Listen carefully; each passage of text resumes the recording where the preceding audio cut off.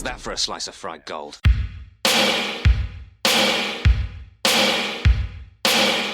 think this is a fucking costume? This is a way of life. I'll be back. There's a flesh wound. I'm not gonna hurt you. I'm just gonna bash your brains. Take your sticking paws off me, you damn dirty ape! I'm sorry, Dave. I'm afraid I can't do that. It's alive! It's alive! It's alive! I guess everyone's entitled to one good scare, huh?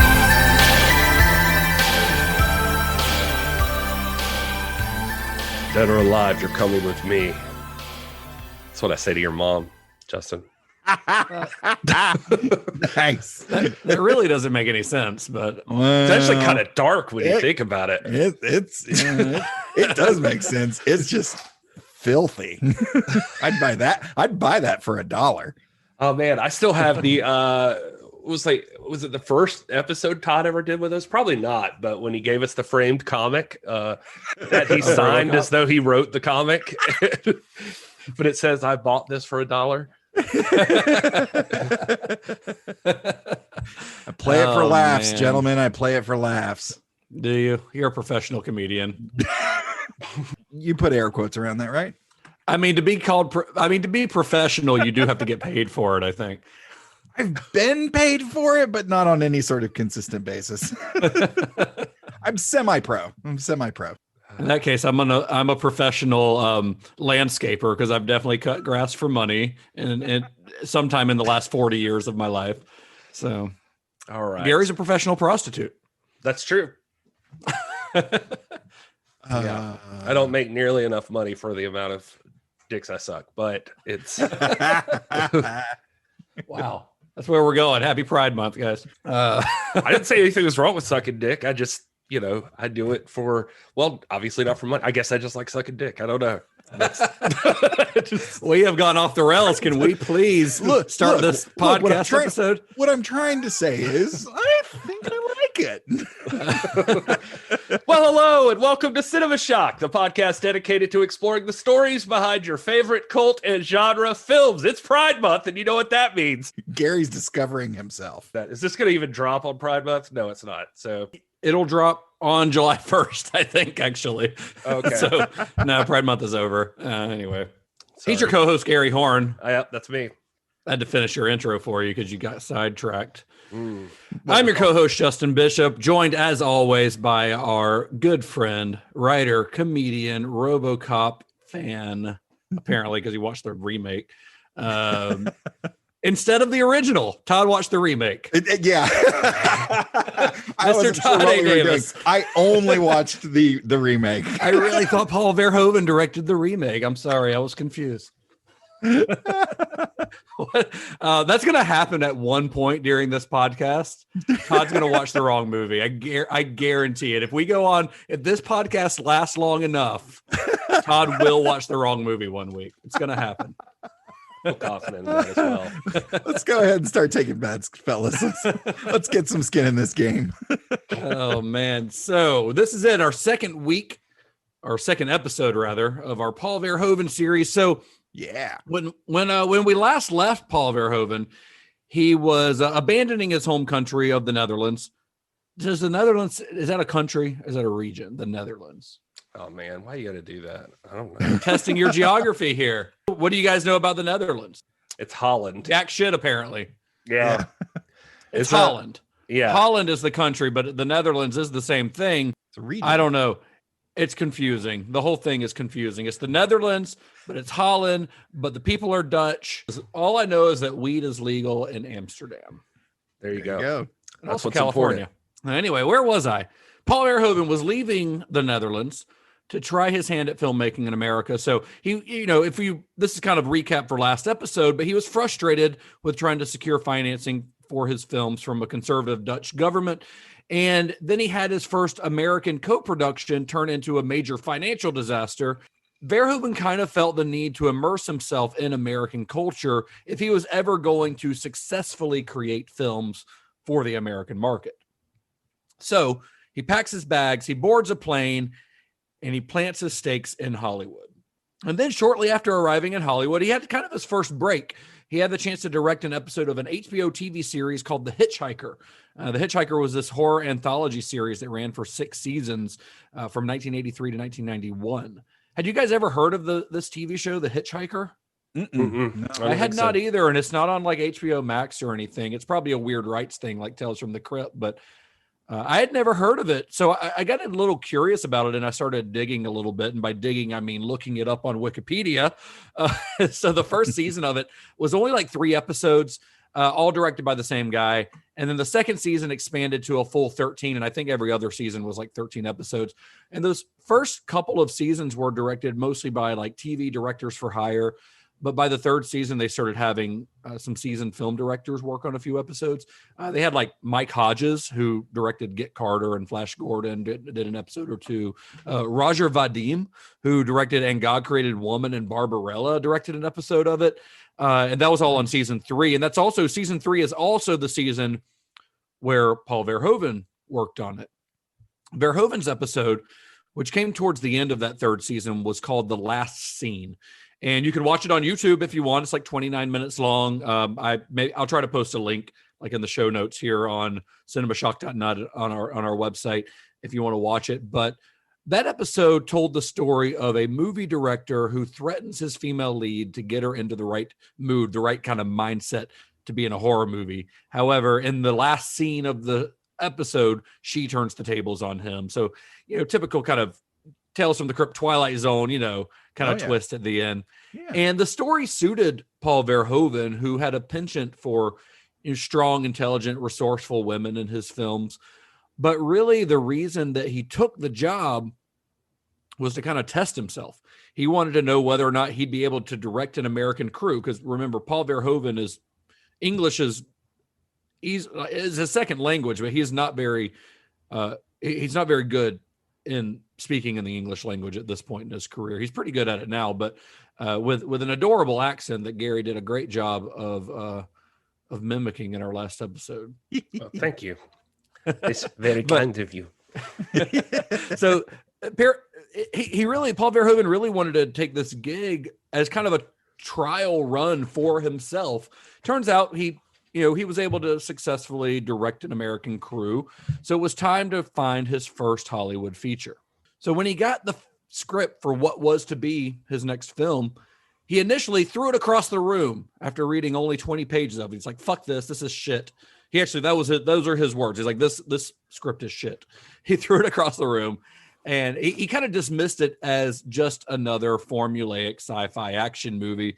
But then his wife, Martine, she had read it and she kind of knew that it had more potential. Martine, his wife, is I think she's a psychologist by trade. So she's very in tune with a lot of some of the subtleties of the script.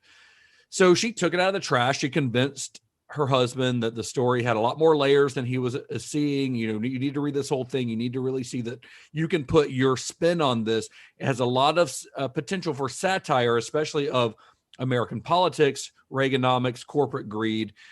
So after giving it some thought, Verhoeven kind of, he reread it. And he kind of figured that a genre film that was heavy on action and light on dialogue, since again, English is still an issue for him, that might be a good first movie to be made in the U.S.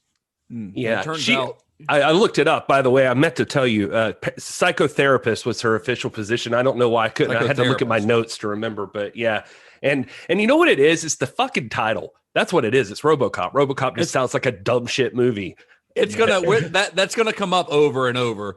The title, the issue with the title comes up with almost every person who signs on for this initially. I saw an interview with him too, where he said he also had trouble like with the screenplay with since like you mentioned English, some of the American slang threw him off. He said one of the things that he didn't understand is why the African-American gang member would call the Caucasian people's brother, even though they're not related. And he just thought that was like he was having trouble with all of that. I don't know. Yeah, he had to have a lot of it explained to him. So he rereads the script. He decides, this is going to be a good one for me to kind of start off my real Hollywood career with.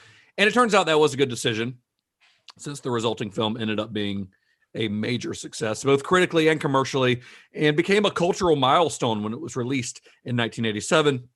Of course, you guys know by now what we're talking about is ROBOCOP.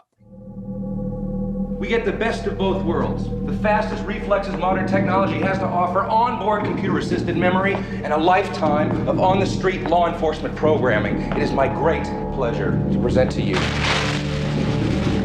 ROBOCOP. This guy is really good. He's not a guy, he's a machine. Old Detroit has a cancer. Cancer is crime. Let the woman go. You are under arrest. You better back up, pal! Your move, creep. What are your prime directives? You have the right to remain silent. You have the right to an attorney. What is this shit? Anything you say may be used against you. He's a cyborg, you idiot! He recorded every word you said. You're dead! We killed you! His memory's admissible as evidence. You're gonna have to kill it. ROBOCOP, the future of law enforcement. So before we That song gets me crunk. before we like get It's good. It's good music. it's a great score. It really is. But before we get into the background on this, I wanted to acknowledge my sources like I did last week. One of them, again, was Paul Verhoeven by Douglas Kesey. That gave us a lot of background last week, a little bit this week. But I read a few other articles. There was the Oral History, ROBOCOP, the Oral History. There was an Esquire magazine written by Simon Abrams. And then there are quite a few articles. I won't run them all down, but I'll put them in the show notes on our website.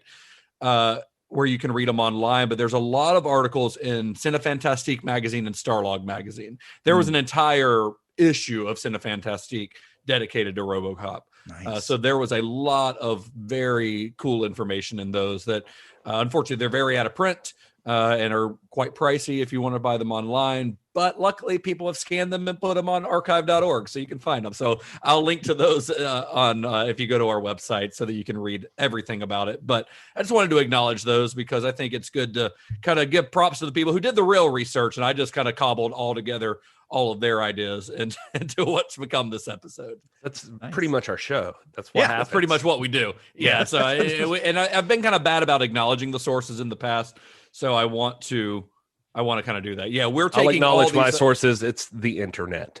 But that is kind of what we do. Is we do all this research, but we're looking at writing that other people have done. A lot of it done at the time that the movies were released, and then we're kind of giving you all the information in one big mass that is this podcast. My source is Walt Davis's balls. That's wow. That's where I Walt get Davis. Your dad's name's Walt? Yeah. I didn't know that. Walton Snyder Davis Jr. Oh, well. USMC retired. What's his Social Security? 7. 7. Wow. That's it. Yeah. That's how old he is. He's old as shit. Yeah. So the script for ROBOCOP was written by Ed Neumeier and Michael Miner. So Ed Neumeier grew up in the Bay Area of California, and like nearly everyone else in the late 1970s, was blown away by a little movie called Star Wars. And he was especially inspired by the film's success because, for the same reasons as everyone else, but also because he and George Lucas lived in the same area. Like, they were neighbors, essentially. He didn't know George Lucas, but they grew up in the same area. So the fact that Lucas had this huge vision and was able to go out and make it, he kind of got inspired by that and thought, I can do the same thing. So he makes his way to Los Angeles to get his career in Hollywood started, and kind of began at the bottom rungs of the Hollywood corporate ladder. So in the early 1980s, while he was working as a script analyst for Universal, right next door to his office, there was this major movie being filmed. This guy, I'd say a junior executive is what he was considered, but he is very, very low on the totem pole. He's literally just reading scripts all day and hoping that one of them is worth a shit to pass on to somebody higher up the ladder. But sounds like the title. The title's better than the job. Yeah, for sure. Script analyst. No, Yeah. You read shitty scripts all day and hope that there's one good one. Yeah. So But he's wanting to learn everything he can about the world of filmmaking. So he would get off of work at his job, and at the end of the day, he'd wander over to this set that's on the Universal lot. And this production is huge.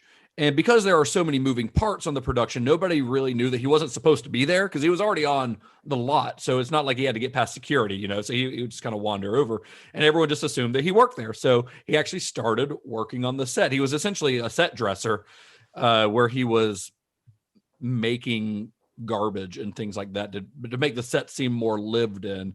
And that set, as it turned out, was Ridley Scott's Blade Runner. Nice. That is nice. It's funny you're saying all that now, and I literally yesterday was on some website that gave like a whole list of garbage life hacks. That was like the name of the article. But one of them was, if you try to get an unpaid internship and you're not hired for it, just go anyway. What are they going to do? Pay you? Yeah. It's just, so I don't know. That sounds exactly like this. He's like, no, I'm an intern. I'm just gonna be there. Yeah, I mean, he had a full-time job, so he was like getting no sleep. He was working at his regular job like 9 to 5, and then going to the set because they were shooting mostly nights, on Blade Runner. Because I don't know if you've seen Blade Runner, but I don't think that. I mean, I know you have seen Blade Runner, but I'm talking to our listeners.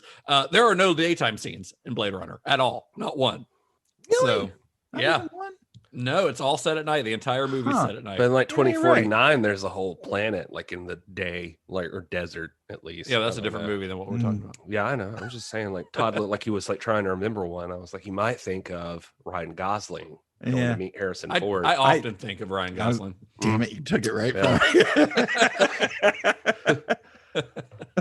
So what Ed Neumeier's doing on set is he's making garbage. He's like pasting newspapers and trash around the set to make it, that junky lived-in world of Blade Runner.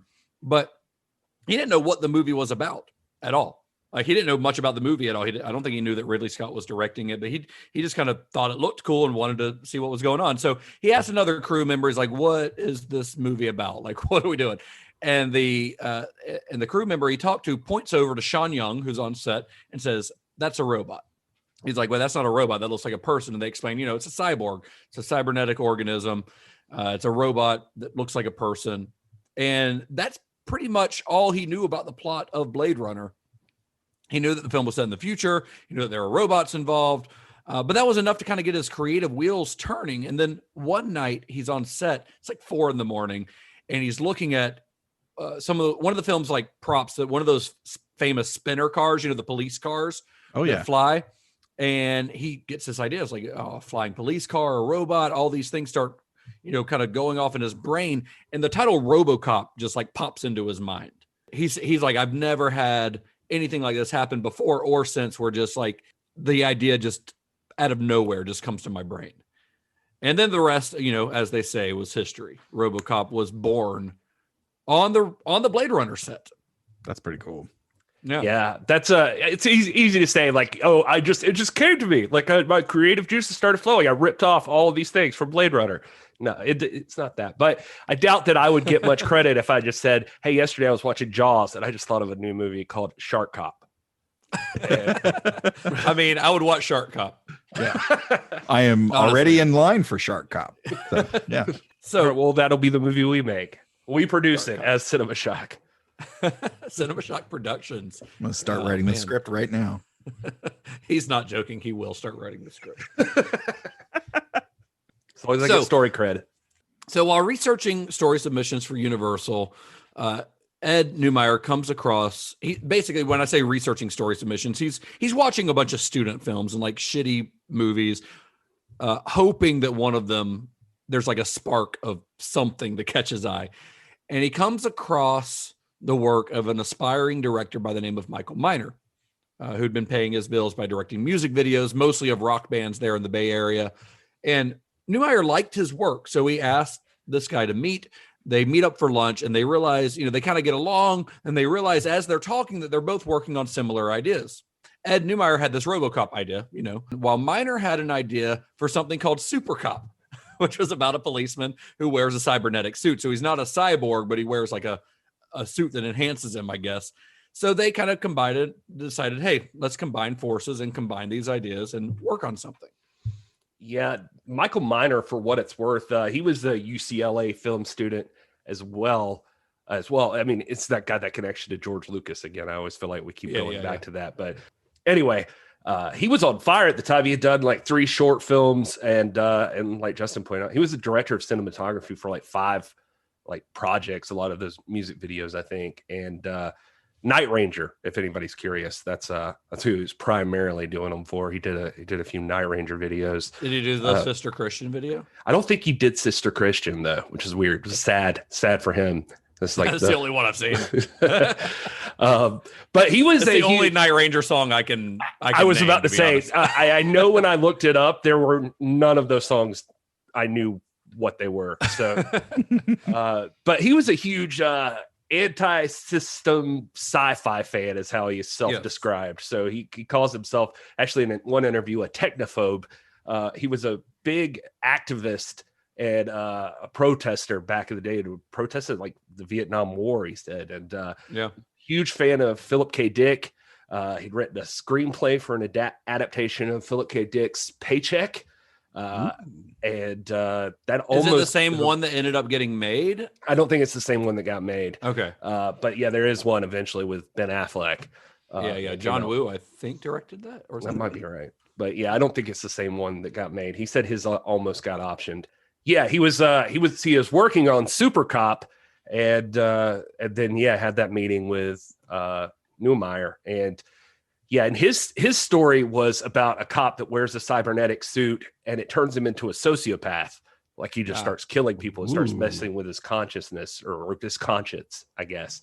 And anyway, but he initially came in with those activist principles. So like his ideas a lot revolved around predatory capitalism and all of that stuff. Yeah, both of them, I think that's probably one thing that they bonded over, because if you listen to either of them in interviews, like they both are very in tune politically, I guess you could say. They're both pretty left wing, anti-capitalist, like corporate takeover and all this stuff. That's one reason I think. I mean, obviously that's a major part of what would become the final script, is the satire of those things. If you listen to both of them like talking about it, like they both have very like similar views as far as that goes. So it's kind of cool that they met with similar ideas and both were able to use those to create a satirical version of the script, using those ideas. Yeah, there's an interesting thing that like you get together. People, I don't know, it's weird. Like you think of Hollywood being more cutthroat than that, but we've seen a lot of cases like this where people get together and they decide to be a little more humble about it and share ideas instead of just locking on and being like, oh, I'm going to get this done first. I mean, I'm sure that happens, but like these two guys got together and like, what if we combined our ideas instead and made something really cool? The two of them hit it off. They start passing ideas back and forth. They already, they didn't know each other. A lot of times when people are screenwriting together, they knew each other beforehand. They were friends or whatever. But these guys didn't know each other. So they do say that it took a while for them to really get in the groove of being able to write together. Because when you don't know somebody, you have a harder time criticizing something that they're doing. If you don't think this is a good idea, they were both being overly polite, basically, when it came to things and the idea that one might not agree that the other one had suggested.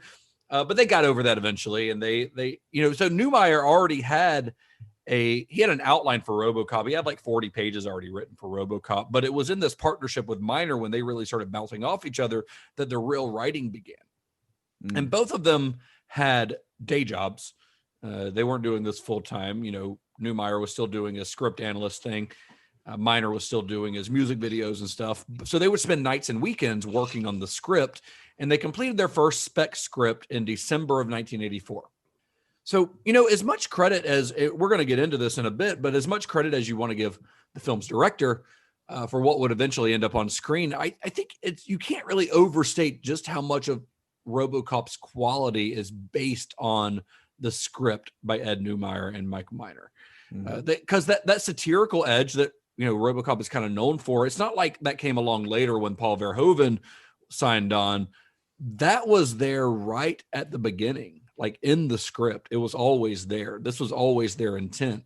And Neumeier did push for it to be funnier than and he would have to kind of talk Miner into letting him put funnier things into it. But that satire was always there. They intended it to be that way. I mean, all of those elements, like the media breaks and the fake commercials and things like that. That's all stuff that was in the script from the beginning. It's not like Verhoeven came and decided he wanted to put that stuff in there. Well, that stuff is really great because I feel like it really helps set the stage of that world. It helps build the world. Absolutely. Yeah, it really does. Even the commercials and all that stuff. Oh yeah. Yeah, it really does. So the first draft of the film's script, the full title on the first draft was ROBOCOP, The Future of Law Enforcement, which is a little bit of a mouthful, but but within a month, they had 2 offers from studios. One of those was from director Jonathan Kaplan and producer John Davison with Orion Pictures. So Davison, he's a pretty important figure in getting this movie made.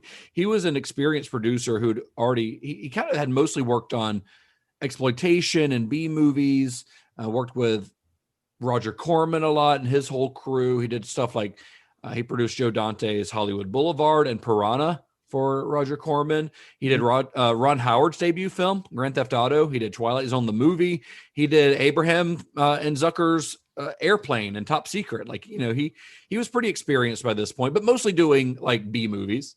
The reason that those previous credits are significant is because Davison had all these contacts with puppeteers and animators and practical effects designers that would prove to be invaluable to Paul Verhoeven once he signed on, because he had never worked on a project of this sort. I mean, we talked about some of his previous movies last episode. None of those were like special effects heavy. So it was important to already have those connections in place. And John Davison brought that along. He brought that to the table. So Jonathan Kaplan, the director who had signed on with Davison, he ended up leaving the project. He wanted to pursue a movie called Project X, which came out in 1987. And it took another like 6 months for Orion to find a proper replacement. And the directing gig was offered to David Cronenberg, Alex Cox, Monty Hellman, but a lot of potential directors turned it down as soon as they saw the title ROBOCOP. It's kind of what Gary said earlier. A lot of people turned this down as soon as they saw the title ROBOCOP because they thought it sounded dumb. Cronenberg's funny because you could totally see Cronenberg doing this movie. Yeah. Oh, yeah. Yeah. Definitely. I was going to say, it does sound very B movie. Yeah. I mean, Cronenberg's not a B movie. Oh, sorry. I'm thinking of, the Toxic Avenger dude. Lloyd Kaufman. Yeah. Yeah. No, I was thinking Cronenberg for like body horror. Body like horror, which ROBOCOP absolutely is body horror. I mean, the creation of ROBOCOP himself, plus stuff like the guy who gets splattered on the car. Right. But Monty Hellman would actually end up coming onto the project to direct some second unit stuff. So he did work on the film, but he wasn't the main director. And Miner himself actually wanted to direct it. He's like, hey, I can do this. But Orion didn't want to trust an expensive production with a first-time director, which is understandable. And it was Orion executive Barbara Boyle who actually suggested Verhoeven because they had worked together on Flesh and Blood. And after initially rejecting it, as we discussed at the top of the show, Verhoeven reconsidered and accepted the job as the director of ROBOCOP. Yeah, and the writers, when I was watching the commentaries and stuff, they constantly talk about how nice of a stroke of luck it was that Martine, Verhoeven's wife, influenced him to take the script back. And they also talk about everybody was happy to be at Orion too. That was like a big part of it, that they're very actor and writer and director friendly. Like they're willing to let you try to flesh things out as you're going along.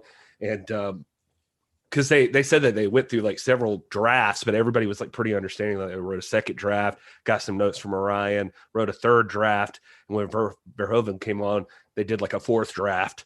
And with Verhoeven's draft, he actually asked them, I think, to take out some of the satire or some of the funny jokes and stuff, didn't he? Well, I at least know one big thing they mentioned was the family. Like he wanted Murphy to be like a swinging bachelor or something like that instead of the family thing. And that was just his Dutch sensibilities. Miner actually is the one who convinced him. But when they were doing the fifth draft, that he's like, look, in America, like the family is a big thing. That's going to be play huge here. Like the movies he referenced, he says were like E.T. and Amityville and stuff like that. That it's like the horror of the family or dealing with the family trauma and stuff like that. Yeah, I know Verhoeven at one point, after making some suggestions and they rewrote the script based on those suggestions, he read it and he's like, nah, this is shit. Go back to the previous one. I was wrong. You guys were right. Yeah, and it's funny. He's Meiner, like I said, he was very much an activist, but he talks a lot about, they were trying to balance like being too satire heavy or for instance, one thing he talks about is like the gang in this movie. He says, obviously, if you wanted to play it deeper, there are sociological reasons that like a gang would form or what, behind all of this and why crime happens and yada, yada, yada. He said, but the gangs are definitely very much the part that they're all tropes. And he says, but at a certain point, I think his quote was something like that. At a certain point, you have to be like, all right, it's like curly fries are onion rings. We got to give some people what they want here. Yeah. And, yeah. But they got to keep it, like the stuff that they really cared about. And then, the quest for finding identity was a big part of it. They said that they were focusing on along the way. And even a big thing with Meiner and I forgot his name, Neumeier. There it is. Nuremberg? I don't know why that came to my head, but what? I'm switching my name. The city in Germany? Is that what it was? I just yeah. Oh man, I guess like the Nuremberg trials. Have you heard of World War II, Gary? Check that. I'm not changing my name. Anyway, what I was trying to get to is they were talking about objective and subjective violence that they thought hadn't been tackled a lot. That like subjective violence was more about somebody hurts you and you respond, you attack back and your emotions and stuff like that. But objective would be like war and the predatory capitalism thing we talked about, just like the stuff that goes on that causes violence, but in a more objective way. And anyway, they thought that combining the gangs with the corporation allowed them to tackle both things. And it'd be really cool because I don't know, for Meiner, he talks about RoboCop having that mask. He felt like it made him more of an avatar for the people, that like you could put yourself in the suit, and you could be the person striking back. Mm. So with a director on board, it was time to find someone to put into the RoboCop suit. The search for an actor to play Alex Murphy stretched on for months. They had actors like Michael Ironside. They considered Rutger Hauer, but of course his relationship with Verhoeven had been soured by Flesh and Blood. They looked at Tom Berenger, Armando Sante, Keith Carradine, James Remar. All of these are good character actors, and none of them are big stars really at the time. Orion really wanted Arnold Schwarzenegger for the role. He had, of course, been the star of one of their recent successes, The Terminator. But it was decided that someone of his size wouldn't be believable in the costume, because they thought that like once you put a guy the size of Schwarzenegger into this bulky RoboCop suit, he would end up looking like the Michelin Man. Yeah, I was gonna say that suit's big, but if you put a huge dude in a suit, there's no. He's just gonna. He's look definitely like not gonna fit in the car. He's gonna look like the Stay Puft Marshmallow Man. It's gonna be for silly sure looking, and a lot of people turned it. A lot of actors didn't want to do it because of the title, and other actors turned it down because they didn't want their face hidden behind a helmet for most of the movie, which I have to imagine would have been the case had they cast Schwarzenegger. I have to imagine he would not have allowed that. Yeah, I was going to say the same thing. I can't imagine him just being okay with his face being covered most of the movie. And his muscles. Well, yeah, you got to show off them them pipes. They would have kept that arm. They would. Yeah, just the one. So according to Davison, the only person who they came across who they thought would work for the role, who actually wanted to be in the film, was Peter Weller. And Peter Weller came with a couple of positive things in his favor, which were he already had an existing fan base in the sci-fi genre because of his performance in The Adventures of Buckaroo Banzai. Plus, he wasn't super well known, so he commanded a fairly low salary. And Weller was also a marathon runner, and a trained martial artist. So he had the kind of like body control that would be required for him to become robotic and give a robotic performance. And also, as Paul Verhoeven said, his chin was very good. Yeah, he did not want on the weak jawline. Should have cast Bruce Campbell, honestly. Yeah, there you go. But yeah, apparently, Weller's like deceptively, at least at the time, like ripped too. Like that he was, they were saying that he's just like skinny strong. Yeah, he was just like very slim, but was still big, And I think he was actually training for a marathon at the time they were filming this. Like the New York Marathon or something. Oh, that may be right. Yeah. And old Nuremberg, he said, I know it's Nuremberg. Anyway, he said the other thing that stood out for him when he was doing this was he also brought, this is his quote, he also brought a sense of mythic self-pity. And that really clicked for us. Jeez. Wow. So Weller spent months working with a movement coach named Moni Yakim to develop RoboCop's movements. Moni Yakim is kind of famous in the mime world. He studied under like Marcel Marceau. We can go on a whole tangent about this guy, but he is kind of a legendary movement coach in Hollywood. You won't see his name on a lot of credits for movies because usually the actors seek him out separately, so he's not officially working for the movie.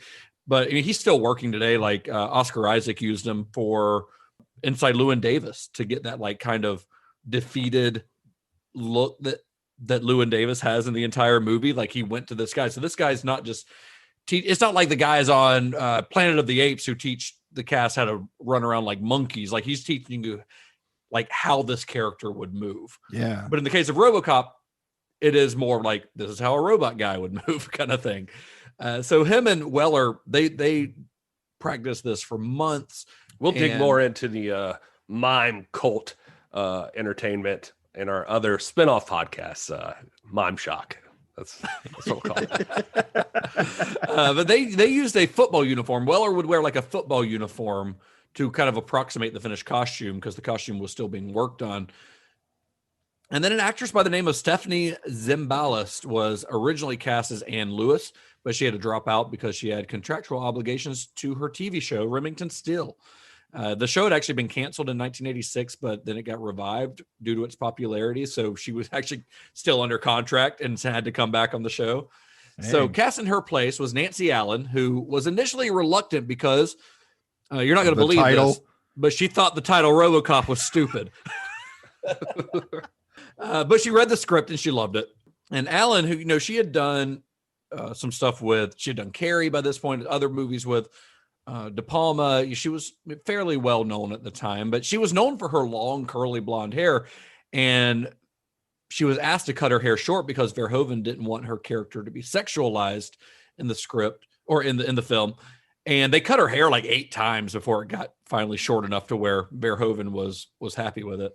That's the thing with him, like for all the sex and violence and criticisms he gets, he seems to want like a level playing field a lot of the time with the power of the men and the women. Like, like the co-ed showers in this and in Starship Troopers. Yeah, that was exactly what I was going to bring up too. Is it's brief, but you see a woman in the locker room, and Verhoeven does that again in Starship Troopers. He said in the commentary, he tried it in RoboCop and he felt like it was too brief, like that people weren't going to get the impression that like in this society, like it doesn't matter. So he tried it again. So he tried it again. That he wanted to show this like non-sexualized work environment or whatever for this version of the world.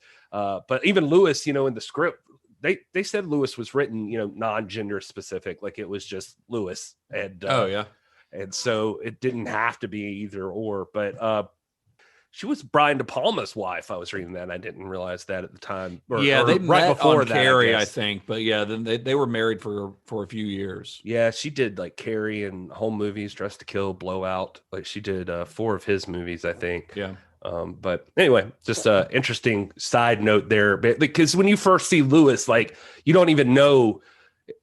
I think this was the idea. You don't even know that she's like a man or a woman or whatever. Like she just comes in beating that criminal's ass, kind of. And so, yeah, Neumeier said that in one version of the script, he did write her as a woman, the character as a woman, because they're in that moment.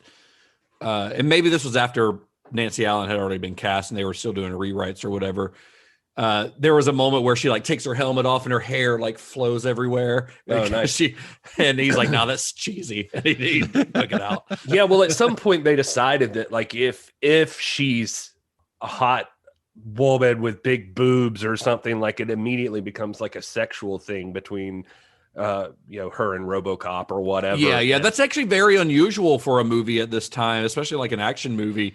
For there not to be some sort of romance between her and Murphy, and there's not. I mean, they're just partners. It's usually like body armor half the time. So like even like her chest is covered, like all of that. Like she's just. I mean, and Murphy's a happily married man, and there's never anything like that. I like that about it. I like that. Hey, these guys can be partners without wanting to fuck each other all the time. Yeah. What was that? Oh no, it was Paul Verhoeven. I was watching another interview with him where he said that he was considered for Return of the Jedi. Oh, it was back in that Spielberg thing, like you mentioned in Flesh and Blood, that Spielberg was interested in, and Spielberg's apparently going to suggest him to George Lucas for Return of the Jedi. But then Flesh and Blood happened or something anyway, or whatever it was. Spetters was it. Yeah, sorry.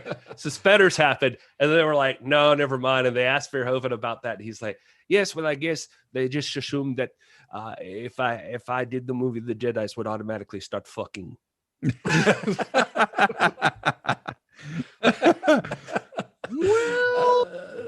So cast as the film's main bad guy was Kurtwood Smith, or as Todd likes to call him, that guy from that 70s show. I think it's how you referred to him on our last episode. We all know. I really? Oh my god! You said, or you called him that 70s show guy. That's Mr. Foreman. Eric Foreman. Yeah. Of course, we all know him. He's best known now as Red Foreman on that 70s show. He was on that show for 8 years. But in the mid-1980s, Kurtwood Smith was a relative unknown. And prior to RoboCop, he had done some television work, mostly those like one-episode guest appearances, here and there. And he had some minor film roles, but nothing significant. The only significant role he'd had was in 1984's Flashpoint, but that film was a box office bomb, so it didn't really help his career at all. And when he came in for RoboCop, he actually read for both Clarence Boddicker and Dick Smith, but of course would ultimately be cast as Boddicker. I think he gets rounding out the cast. I think he gets to kill Miguel Ferrer in Flashpoint too, if I'm not mistaken. I read is Miguel Ferrer in that one too? Yeah, but awesome. I just wanted to say Miguel Ferrer is great. By the way, oh yeah, he is. So good.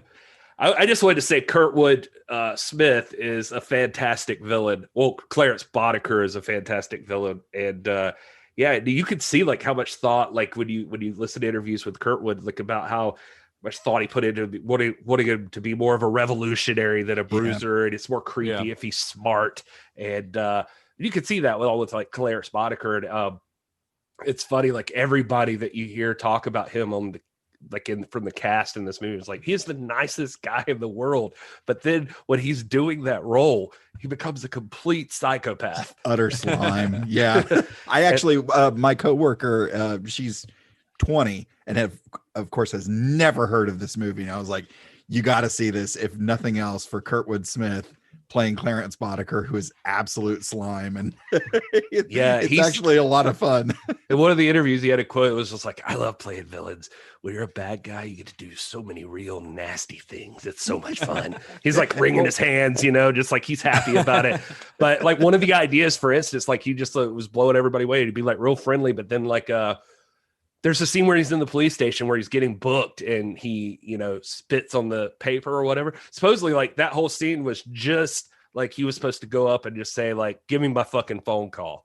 But he said he talked to Paul Verhoeven, and Verhoeven was like, or he's like, what if my mouth is bloody and there's spit blood on there? Like, why don't you just give me my fucking phone call?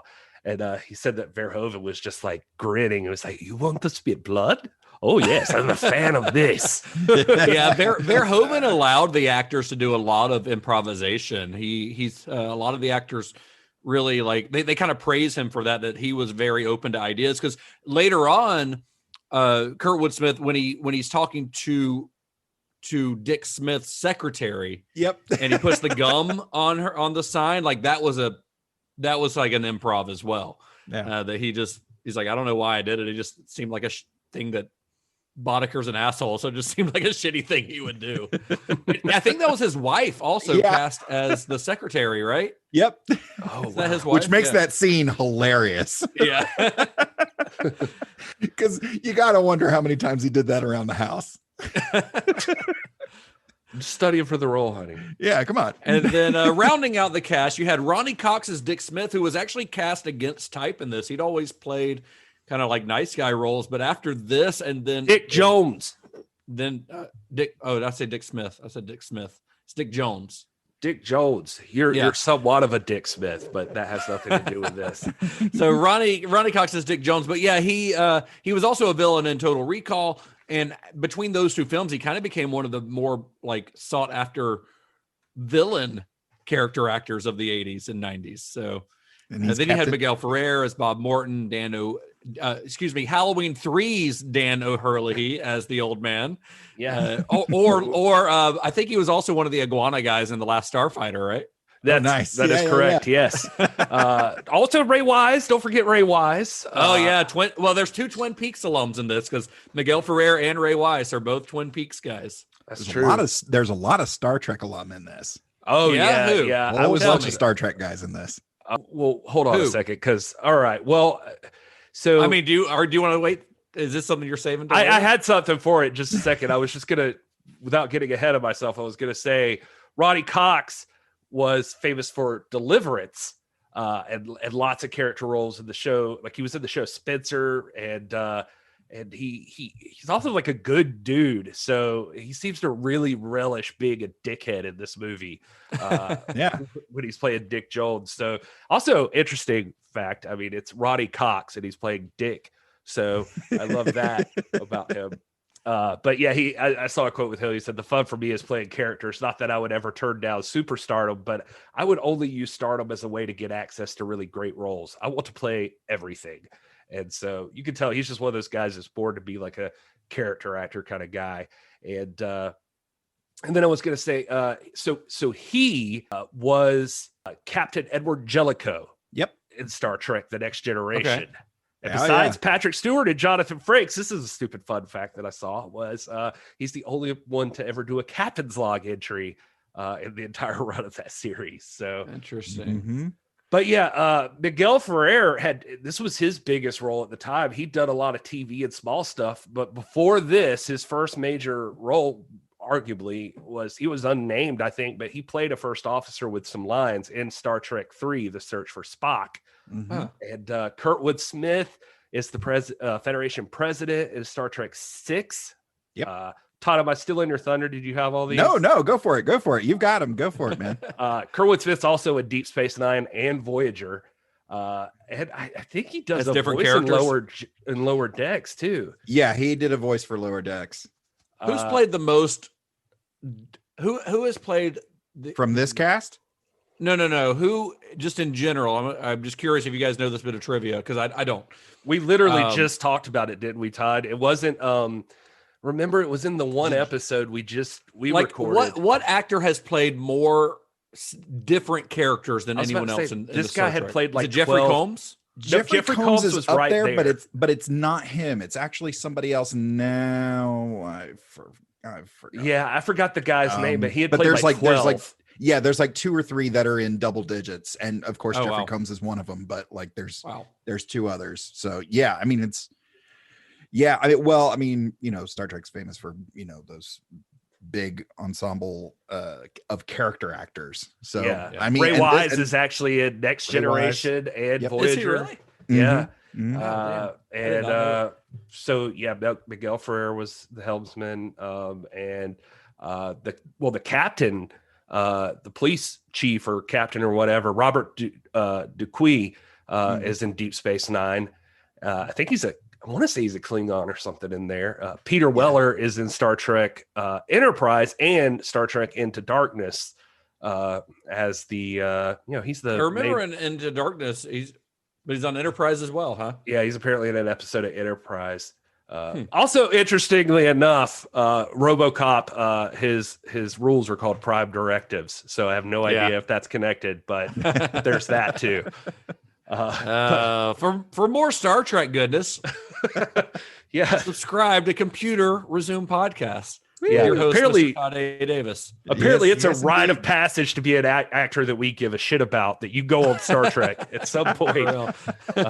Miguel Ferrer actually came in to read for a member of the gang, but then he read the stuff and wanted Bob Morton, and he asked to read for Bob Morton. Said that he thought that was the most interesting part, and he said the casting director was like, well, yeah, I mean, I guess she's like, I didn't have you pegged for that, but sure, maybe. And he said that like weeks went by and he finally got called back. He thought it was just over and he got called in and then he read for Bob Morton. They were like, oh yeah, that's it.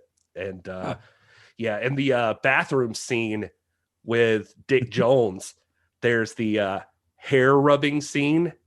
Where Dick Jones like runs his head. Anyway, they had like a fun story about that like that was, just those two actors where they were just talking. They're like, how can we make this weirder? Like you just like have him just like brush your hair and then grab you by the hair, make it. And again, Verhoeven, when they said he's just like putting his fingers together, like, oh, this is almost deliciously seductive, isn't it? Yes, I like this.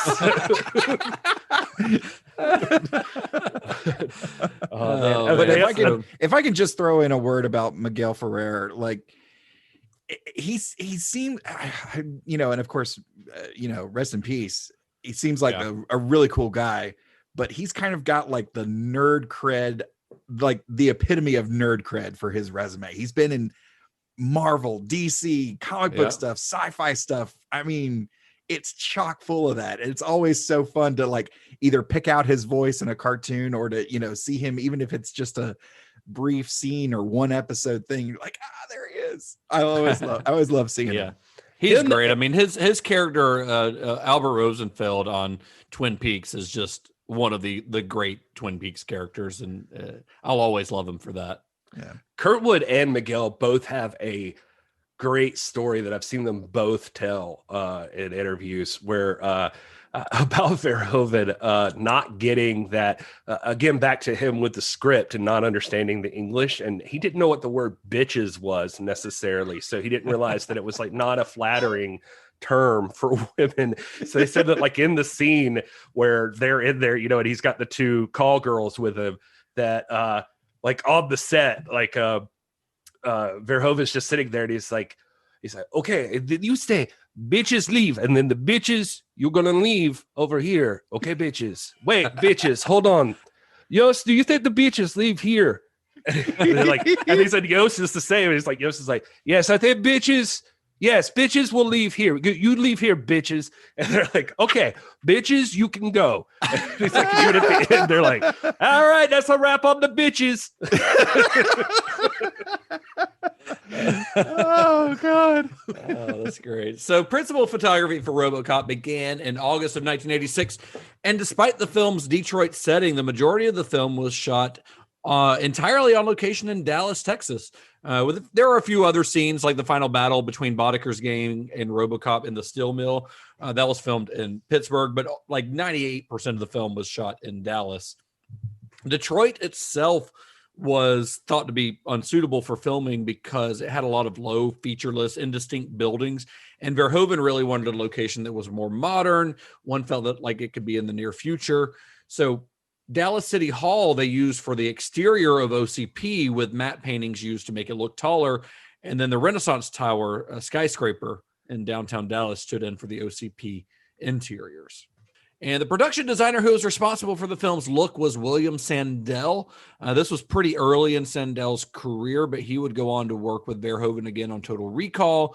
Then he worked on a few other of the biggest kind of cultural milestone films of the 90s, like Newsies, the Flintstones movie, Hocus Pocus, Small Soldiers, Air Force One. This guy was all over the place in the 90s. Nice. Then another frequent Verhoeven collaborator, Jost Vacano, served as the film's cinematographer. So Vacano began his career way back in the late 1950s working in German television, but had worked with Verhoeven before. He had been his DP on Soldier of Orange and on Spedders, and then he'd later work on Starship Troopers, Showgirls, and Hollow Man for Verhoeven. just hit me to remember one of the stories that I like too from this movie is in Pittsburgh when they were there. That was like the last place they were, and they still had to film a lot of stuff there. And they knew they were running out of time. Like they were like on their last day or something. They knew the studio wouldn't care about a lot of the stuff they wanted to get in. I just thought this was clever, but they thought this stuff would be beneficial for the story, but Verhoeven and the writers, like they kind of had an idea that like, you know, the studio's not going to think this is important. They're just going to say, no, wrap it. And so Orion, they finally talked to Orion and they were like, we got some crucial stuff we got to get done. And they're like, all right, you can have a few more days to get this stuff done. So they stayed and they filmed everything that they had to get in except for one particular scene. So they used the time to get all of the stuff they knew Orion wouldn't care about. And the scene they left out was Murphy's death. And so that way, when they knew that like back, Orion would, yeah, like, when they got back, Verhoeven was able to say, well, we're done, except for we've got to get this one thing that's pretty crucial. It, you know, Murphy does not die in this movie yet. Like, we got to get that done. And so then Orion was like, all right, fine, shoot that. Yeah, but they shot that in LA on a soundstage. Yeah, but that's why. Like, they just finally they got back to LA and they were like, okay, you could still have more time to shoot Murphy's death. But they knew the other stuff. They were like, they used all of that instead. That's clever. So one of the most important aspects of the film was, of course, the RoboCop costume itself. Verhoeven and Ed Neumeier, they approached Rob Bottin about designing the suit. But in their mind, like the way that they kind of pictured it, the suit was going to be a lot more complicated. They had been inspired. They'd been reading a lot of like Japanese comics. And by 2000 AD, specifically the character of Judge Dredd. It's kind of where their inspiration came from. So when Bottin first turned in his design, they kind of thought it was a bit too simple, not sensational enough, as Verhoeven put it. So they started to give Bottin notes to try to get it to where they wanted it, even though, as they would later accept, his initial design was spot on, and it was pretty close to what they ended up using in the end. But Bottin says that he did something like 50 different versions of the suit before they finally decided on something. Here's what Verhoeven had to say about that. All of my ideas were absolutely wrong, and it took us weeks and weeks to accept that. We were essentially sabotaging the shoot. So when we started shooting, the shoot wasn't ready. I'll take full responsibility for Bottin being late with the shoot.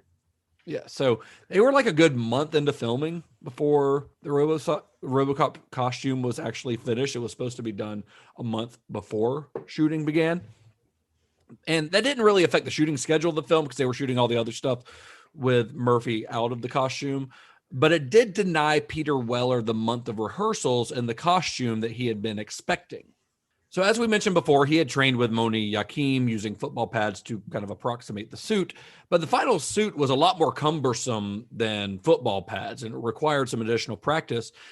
So Peter Weller got really frustrated with it. He was like, it was uncomfortable. He couldn't move the way he thought he'd be able to in it. He had trouble seeing out of the thin visor on the helmet, and he had trouble grabbing things while wearing the gloves.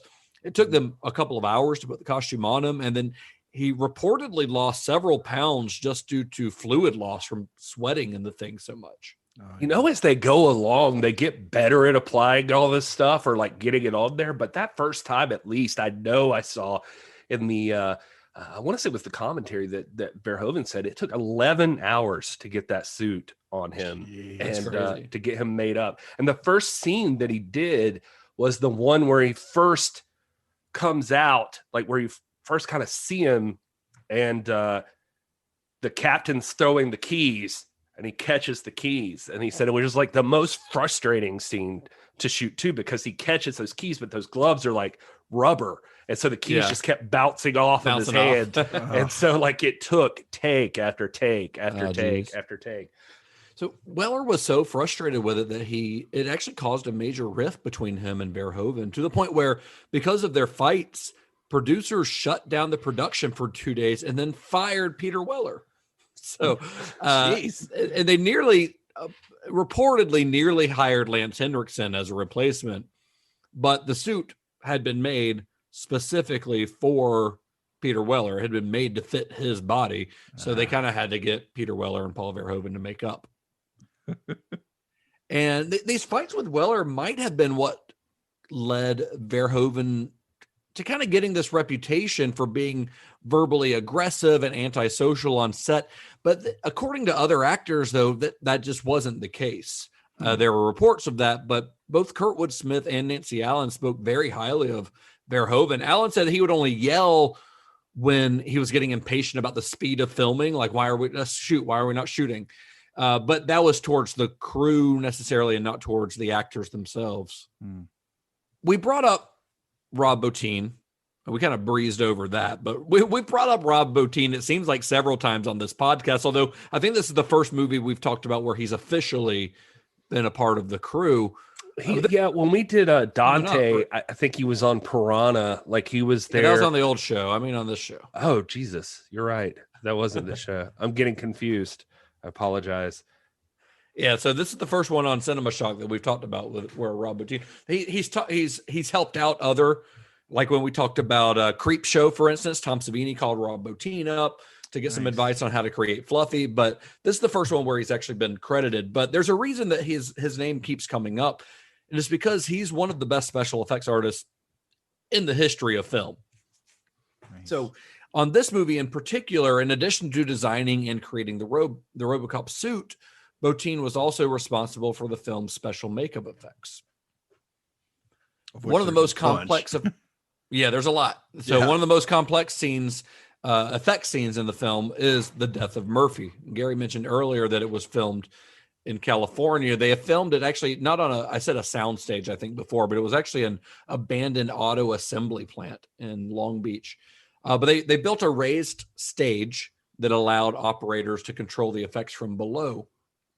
So it's kind of that old gag that that Savini used a lot, where Peter Weller's head's coming out of a hole, and they've got this fake body built on.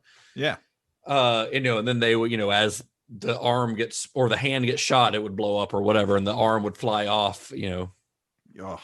Somebody would pull it from offset. Yeah. But for the moment where Murphy gets shot in the head, which is a great shot, I think. Bottin created this detailed animatronic replica of Peter Weller's upper body that was controlled by 4 puppeteers.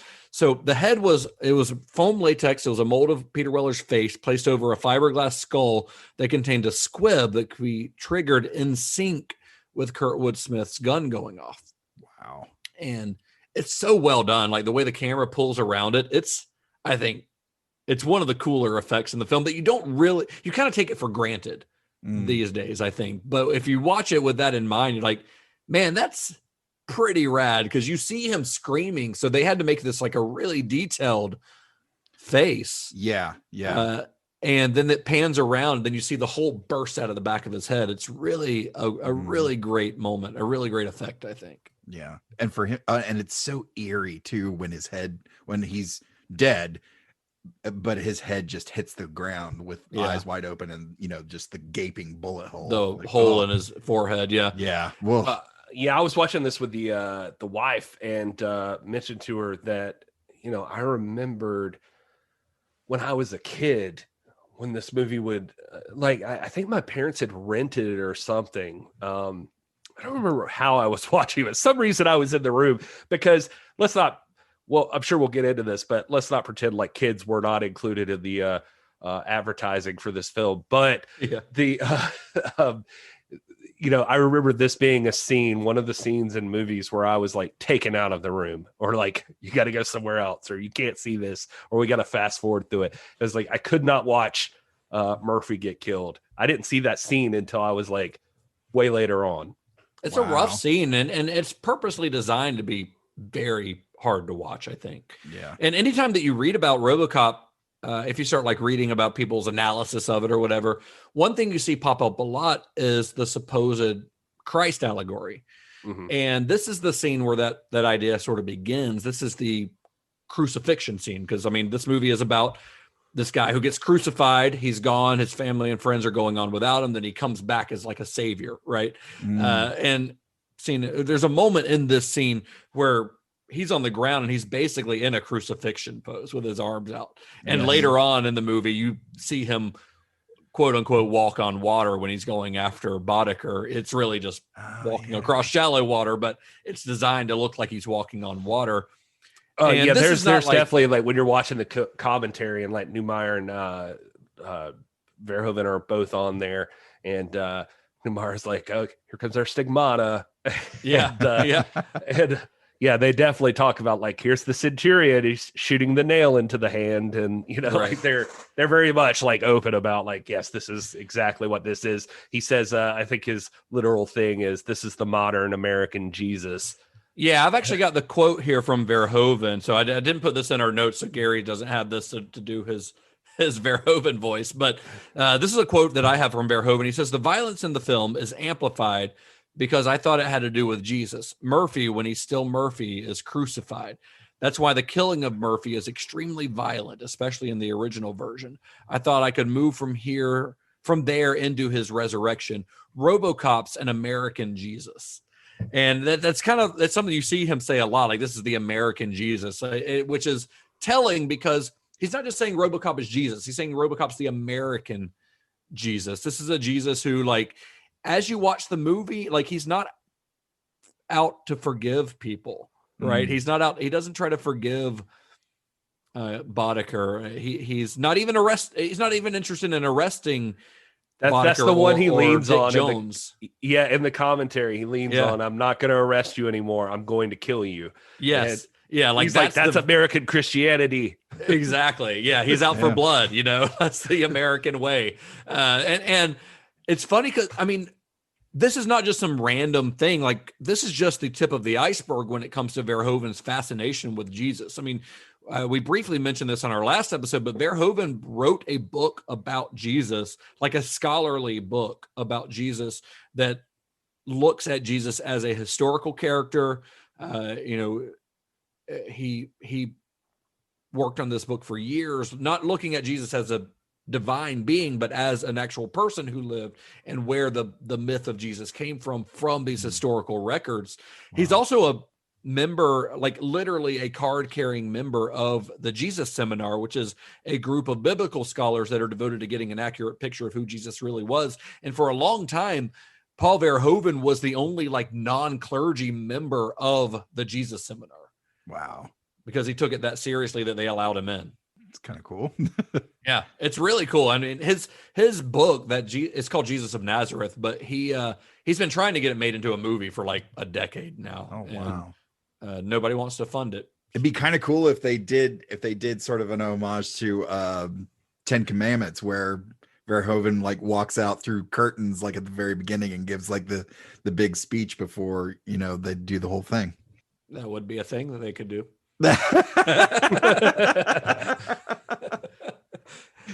Jesus is not in the Ten Commandments. No, I'm just saying it's another religious movie, but they did a lot of research for Ten Commandments, and I got the Blu-ray version years ago, but really dove into like the whole thing of Cecil B. DeMille's portrayal of Moses and the events of his life, the events of the Exodus, and it's in hearing you give us the information about Verhoeven and his study of Jesus.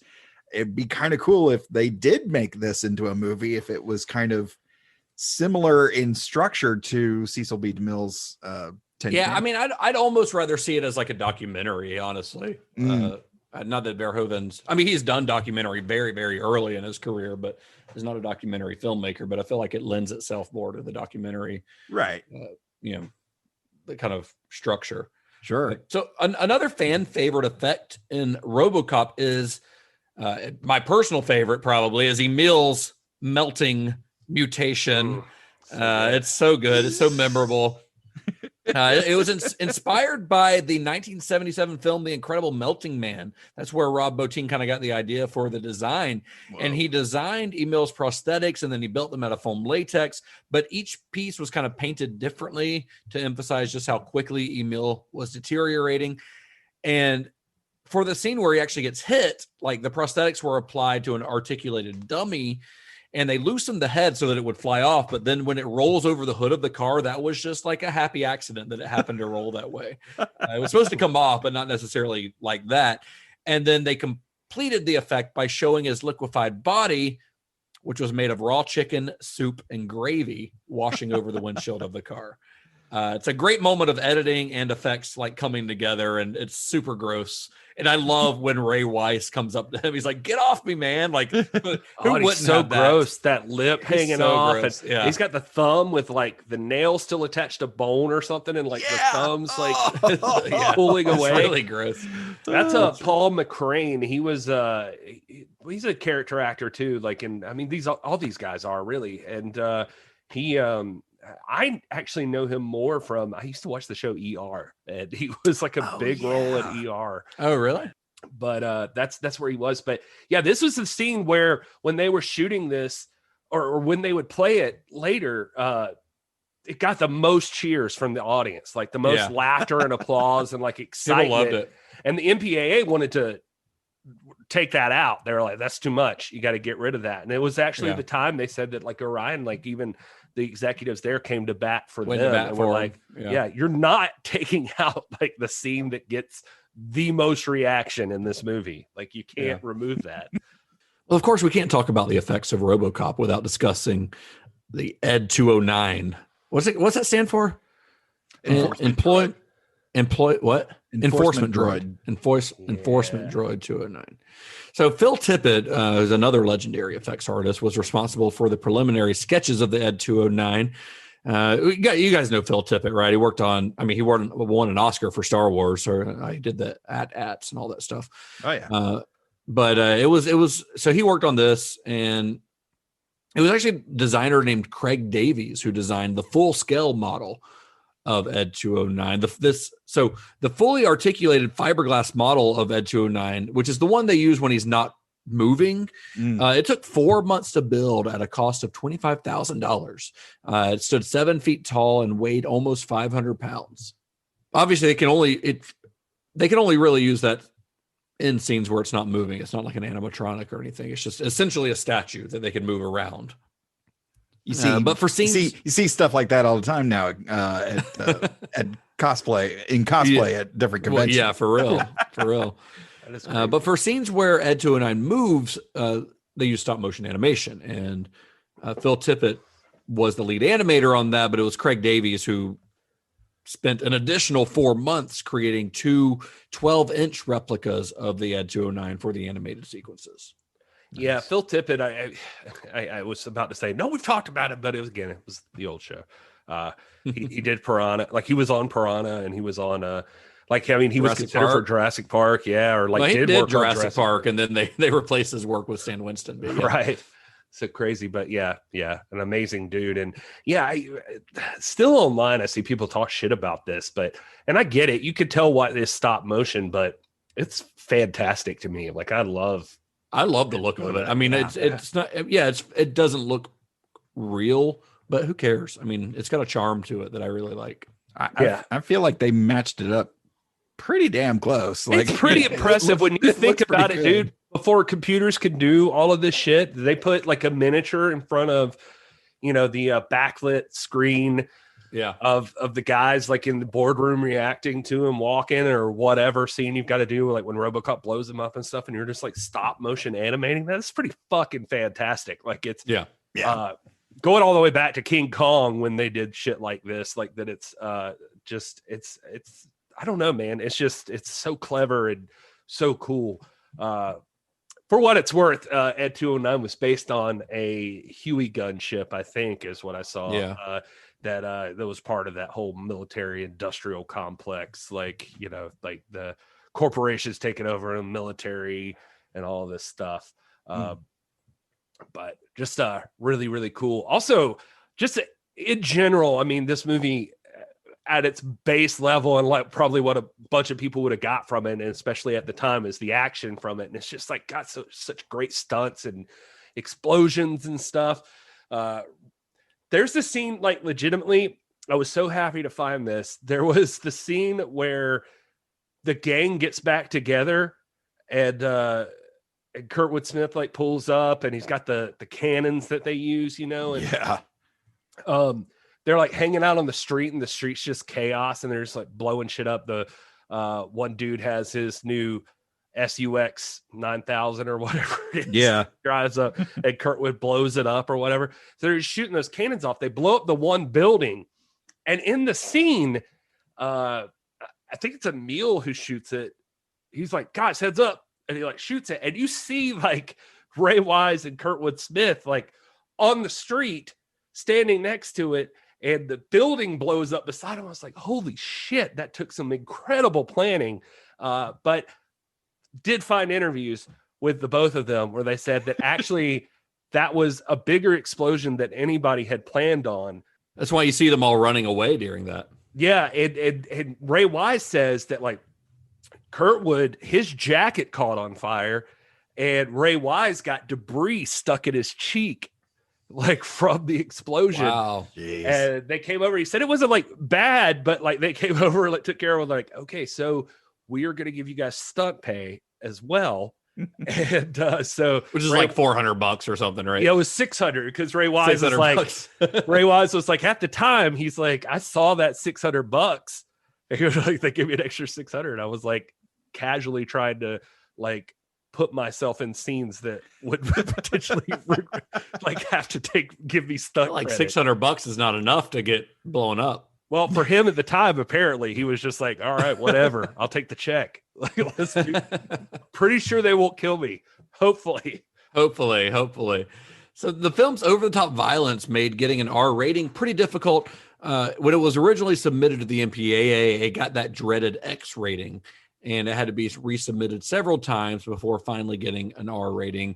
Verhoeven says about 8 times they had to resubmit it to the MPAA.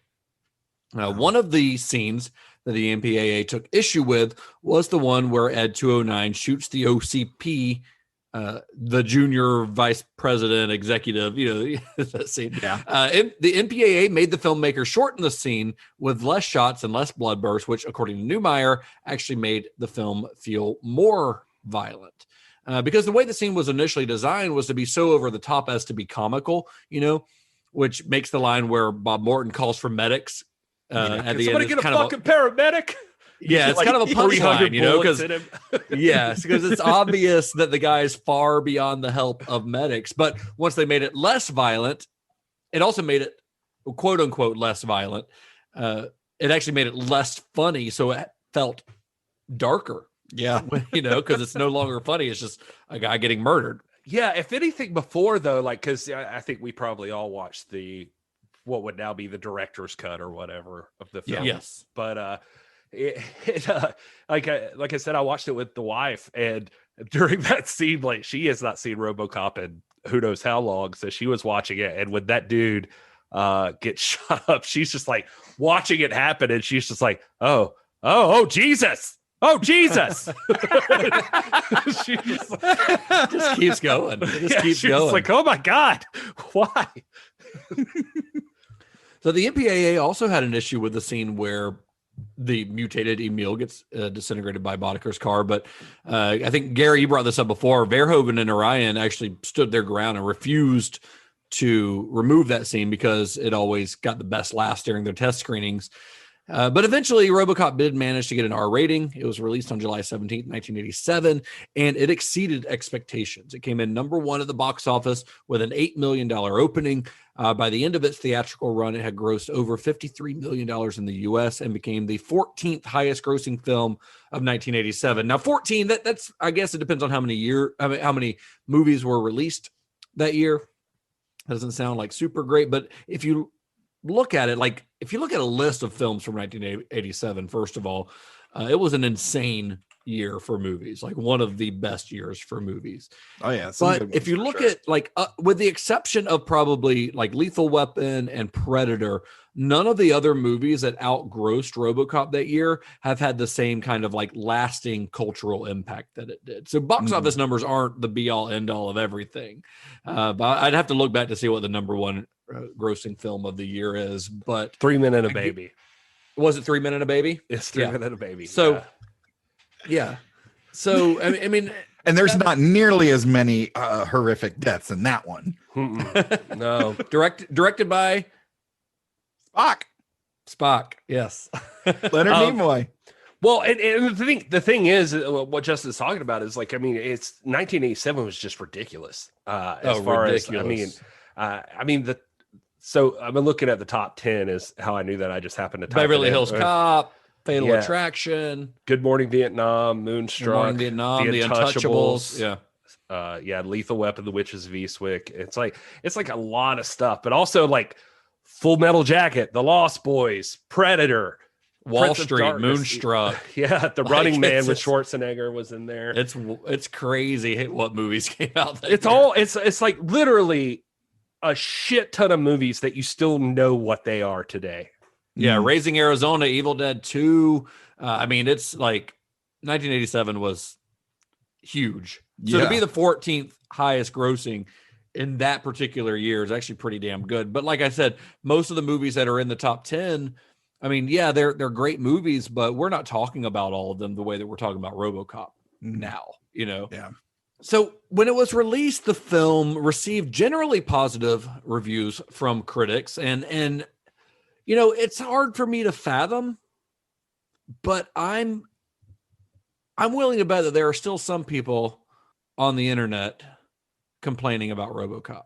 Yeah, there definitely are people that, you know, despite how great we think this film might be, I'm assuming we all think it's great, but you know, as it always is on the internet, somebody needs a nap.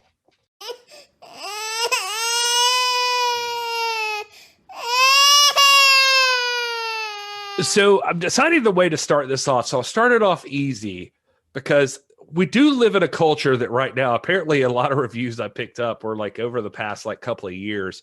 And so here's the thing. Let's get this out of the way. There are a lot of reviews. If you go on Letterboxd or somewhere and you try to like find this, it's like literally this: 0.5 star. Okay movie, well made, but it's about a cop. 0.5 star. Some really cool special and practical effects in this, but it's pro cop, so thumbs down. 1 star. I have my doubts about this robot being in law enforcement. He doesn't hassle enough minorities. 1 star. Wow. This is why it's dangerous to let straight white men make art. What? So this is where things are right now. So when you find the most recent reviews of RoboCop, that's immediately where it goes to. They're not nearly as clever or as well thought out as this one from Numlocks on Letterboxd, who says 1 star. It's robo shit. All right. So anyway, let's get into the other ones here. Here's Told Skoda on IMDb saying totally unrealistic. This is what I call an unrealistic film. And I hate unrealistic films. Behavior of people is unrealistic. It's not bad because of the story, which I like, and I think is possible. If you're a kid, then this film is probably good because you don't notice the lack of realism yet. Filmmakers think because science fiction is not real, then they can also make all of their stuff in film non-realistic. This is problem with bad science fiction films. Good science fiction films are realistic, like Alien and James Cameron films. Realism is Alien. For example, this, when man with beard goes with flame gun to chase alien. Then when he says, I don't think this is a good idea, I want you to get out of here. This is really how human psychology works. You can't know how you will feel in a certain situation until you are there. 1 out of 10. That is the dumbest review you have ever read in the history of this segment. Oh, man. Wow. Take a shot every time that guy says realism. Yeah, also, who goes into a movie called fucking RoboCop expecting realism? Here's another one from IMDb from Mitchell and Ali. They give it 1 out of 5 stars. No, this is Amazon, I guess. Used to be one of my favorites. I did not recall the language being this bad. Must have watched it on Sci-Fi or some other station that cut out that bad language. I hate toilet language. So, there's that one. This one is literally called, this is from Amazon. It's from a person named a 12-year-old viewer. When I first saw this movie back in 1994, so clearly That name's very weird. The math doesn't work. When I first saw this movie back in 1994, I did not seem to care about violent content in movies. But that was 6 or 7 years ago, and I haven't seen a movie since. Oh, haven't seen the movie since. Okay. I was like, wait, what? This review is about to be awesome. I haven't seen the movie since. I just rented the regular movie edition, R-rated, not X-rated director's cut, on DVD. And I had seen the X-rated director's cut and thought it ruined such a great movie. But when I saw the R-rated version and saw still how much graphic and gruesome violence there was in this movie, I will never look at RoboCop in the same way. I would never buy this on DVD or VHS again. If you have a weak stomach and that gets sick after watching body parts fly in the air and see a man get brutally murdered, then stay away from this gore fest, worse than the Scream trilogy. If you want to see RoboCop, just rent the third movie, which is PG-13 and has less violence. Take my word for it. I love one thing that keeps coming up in these reviews are people comparing the film they're reviewing to some totally random other movie that worse than the Scream trilogy. Like that's your point of reference. That's it.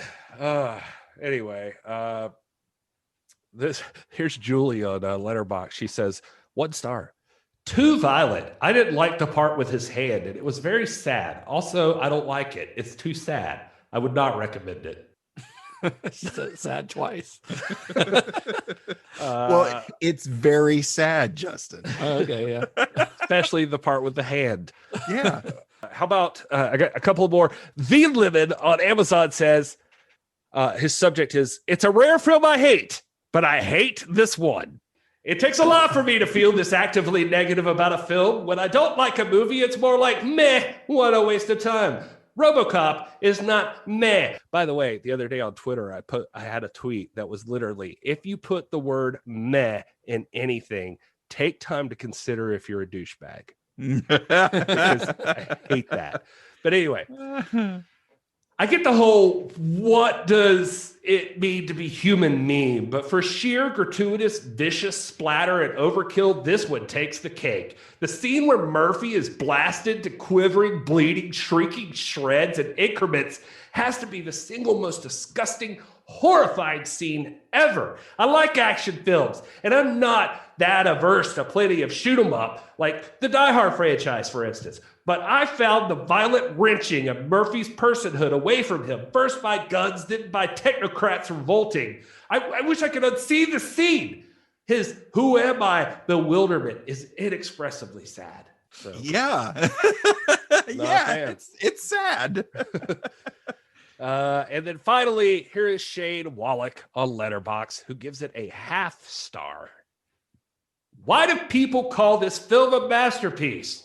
More like masterpiece of shit. The end shot where Dick Jones falls out of the window looks so fake. It ruins the entire movie. Also, Ed 209 looks terrible. Obvious stop motion is obvious. They should have used CGI.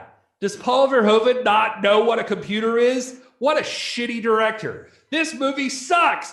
People who like this film are just nostalgic dumb shits who just like seeing shit blow up. I would not buy this film for $1. That person's a fucking moron. One thing I didn't cover in They any of should those- have used CGI in 1987. Yes. Yeah, they should have got on it.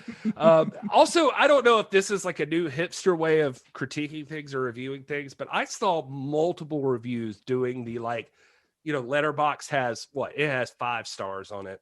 Amazon or IMDb has 10, I think. Yeah. But people will take Letterboxd. I don't know if you guys have seen this. So they'll take Letterboxd, and then at the bottom they'll write blank out of 100. So yeah, I've seen that. What the fuck? Why is that a thing? I can't stand people. I get depressed reading some reviews, like some of these reviews, and like just people being critical. Sometimes I'm just like, shut the fuck up. Yeah. Like it just Well, a lot of those that you were reading were sound like a bunch of fucking prudes, honestly. Like they're complaining about the violence and the language, and they probably wouldn't like our show very much, so they're probably not listening. But and then complaining about the special effects for a movie that was made 35 years ago, like that's just idiotic. Like, have you been commenting on the Cinema political Shock? Why side aren't of they it? using holograms? Damn it! Well, even commenting on the political side of it without being too political. I mean, just even the people that are complaining about it being about a cop, it's just like, well, what the fuck do you think this movie is, dude? It says called RoboCop. It's called RoboCop. It's about a robot cop. I mean, just Jesus, people. Yeah. It's so dumb. Well, despite what all these people think, I mean, obviously they're in the minority. Most people who watch this movie enjoy this movie, I would say, and it's now considered one of the best science fiction films ever made. Its impact continues to be felt, more than 3 decades later. While we're talking about it, I want to go back to the script a little bit. We talked about it at the beginning of the show because I legitimately think this is one of the all-time great like sci-fi movie scripts. One element that we always like to talk about when we talk about especially science fiction is world building. And I think RoboCop does an incredible job of world building. Like right from the beginning with the fake commercials, the media break sequences, like that gives you everything you need to know about the world that this movie exists in. And it does it in a way that's really entertaining, and by structuring the film that way, you're able to learn so much about this version of Detroit without a bunch of just like exposition. It's a really great writing. Another of my favorite sequences as far as screenwriting goes is the montage of Murphy being turned into RoboCop, because you see most of it from his POV. We see the OCP text team, they're kind of like indifference towards Murphy as a human being. We see Bob Morton has that line where he says like, lose the other arm. And that tells you, one, that he's a ruthless, executive, but it also sort of equates him with the gang members who took Murphy's other arm from him, so I mean, not that there's any question that he's a bad guy, but it puts him on the same playing field as those guys. I mean, RoboCop, like if you just like were to read a description of the story, it could read like just another standard revenge action movie and be entertaining, but its clever storytelling choices, I think, turn it into something more that's part of its lasting appeal. I mean, a lot of these things you're going to see like in more Verhoeven stuff later, and it's really cool to see him like play up this stuff. Even with Miguel Ferrer, like he does take the arm, but there's also that weird moment where like RoboCop first gets up and like the people are cheering and they're excited about him and stuff. It's almost like he's like a proud papa, like when he's like getting up and he's like, "Oh, come on, it's okay," And it's like I don't know, it's just a weird. I don't know, like juxtaposition to like how he was in the other thing, that like he's got this like proud papa moment that like this is his creation, and like but it doesn't see it as human at all though. I wouldn't think that, but maybe Frankenstein. And we kind of alluded to it, but I don't think we've touched it too heavily. But I think the film Satire is a big part of what people talk about when they talk about RoboCop. And it's not like it's hard to decipher what the satire is. RoboCop is not a subtle film. I think it's safe to say. And, this movie was released in the middle of the 1980s when a lot of these action movies at the time were about outsider rogue cops. I mean, think of like Riggs and Lethal Weapon, which was released just a few months prior to RoboCop. And a lot of these movies had this point of view of like drugs and crime are out of control. We need this, we need a cowboy to come in. This is when Ronald Reagan, a former movie cowboy, was the president. All these movies have this kind of idea of like, hey, if the criminals don't follow the rules, and the cops don't have to either. And you've got, I mean, when I say these movies, I'm talking stuff like, like Lethal Weapon, like Cobra, like Beverly Hills Cop, all these big movies of the time.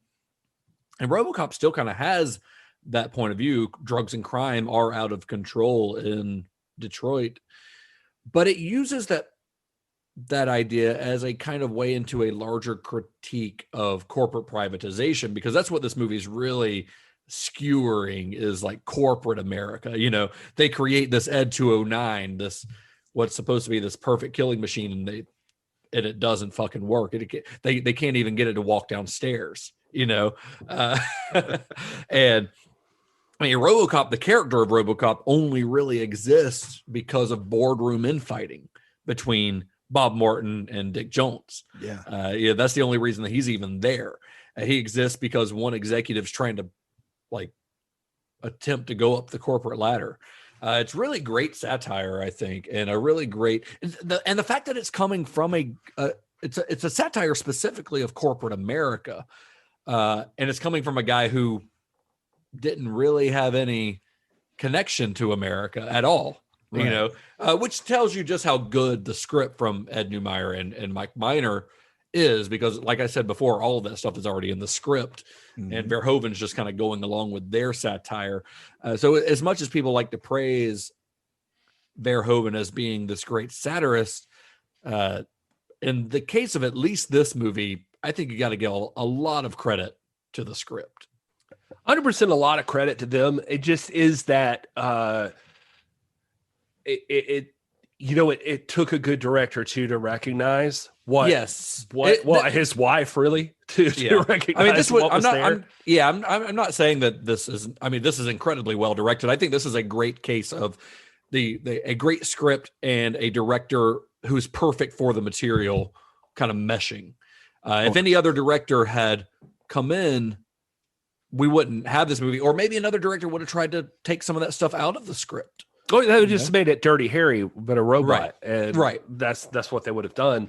I mean, so that's the thing is like, yeah, this director got it, and it was allowed to play out. But yeah. I mean, and again, too, I'm not taking away from the script. These guys had this all in their head at the beginning. This was part of the writing process. This was exactly what they intended. They just happened upon a really good director who also got it.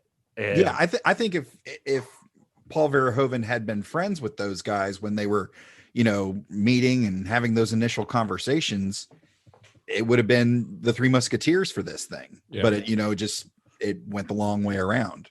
And what makes thankfully it went the long way around, and he wound up doing it. Yeah, well, what's really cool about some fun satire sometimes is that it's hard to tell that it is. That the one of the things that Neumeier says is that he went to, when the movie opened, he was like at first like anti like going to see the film. Like he was just like worried how it was going to be perceived, or nobody was really sure.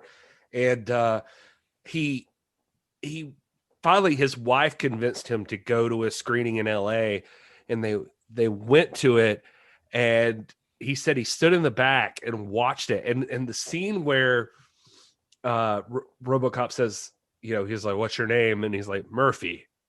And he said there was this loud, like guttural he's like all the men in the room that were just like, "Ah!" he said he just heard that. That's cool. And he said him and his wife looked at each other and they were like, "What is that? That's crazy. That's awesome." They're just loving the movie anyway. Like, whatever reason they're loving it. And he said they drove around all night, like going to every screening they could, like standing in the back watching.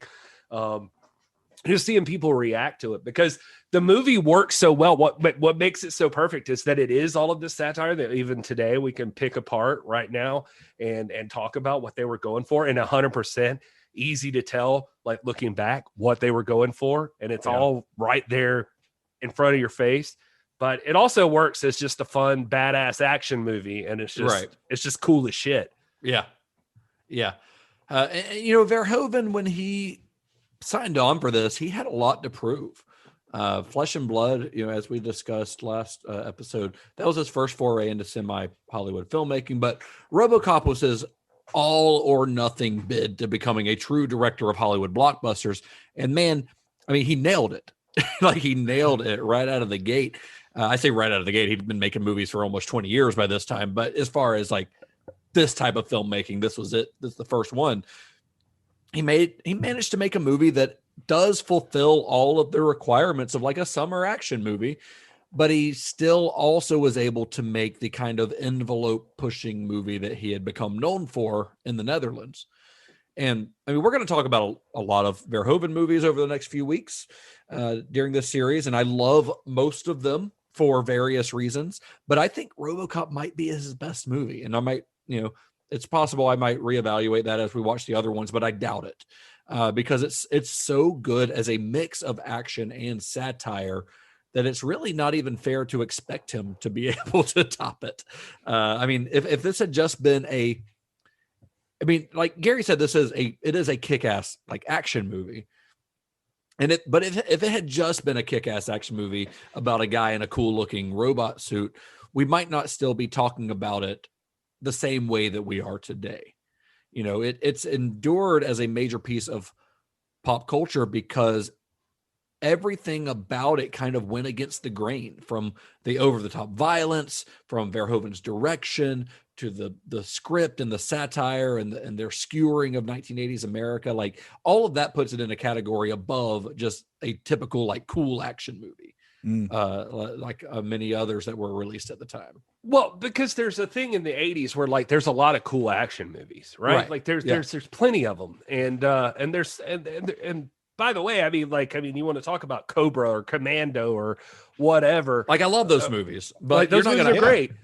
But they're not. You're not going to analyze them, right? You're not going to spend 2 hours on a podcast talking about like all the intricate details that went into the, like the thought that went into each thing and what it represented. Right?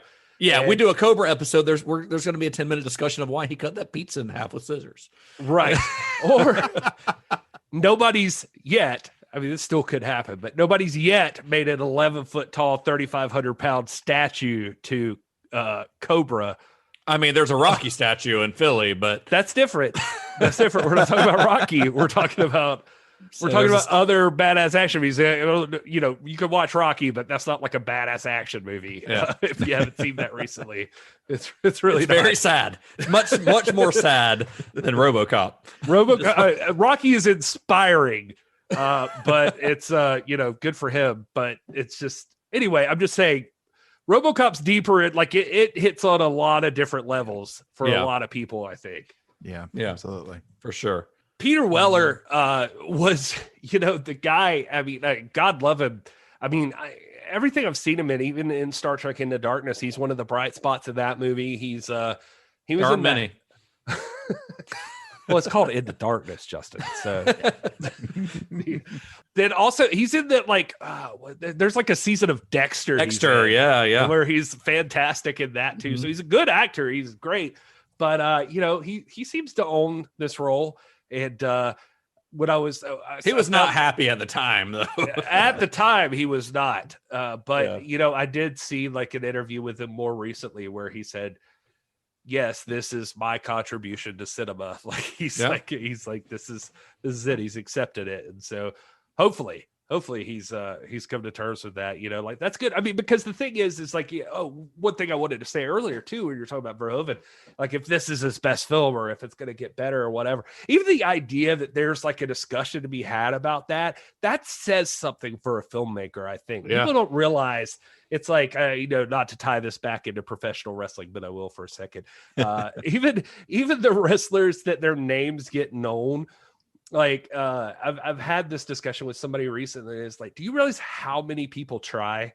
Like how many people go for it? Like how many people make films? How many people wrestle in matches? I was saying this about wrestlers. I was like, if you're a wrestler whose name is a person who's known, it's the same with directors. If you're a director whose name is known, that's already something, right? You've already entered into a different like level of person, like and then if you're a director whose name is known and there's a debate on which is your greatest film, I don't care if you fell off in your last 10 years or your last 5 years or what the fuck ever. I mean, if you had a multi-movie run, fuck it. If it's not 2, let's say 3, much less 4 or 5. If you get there, like fuck everything else. You were great.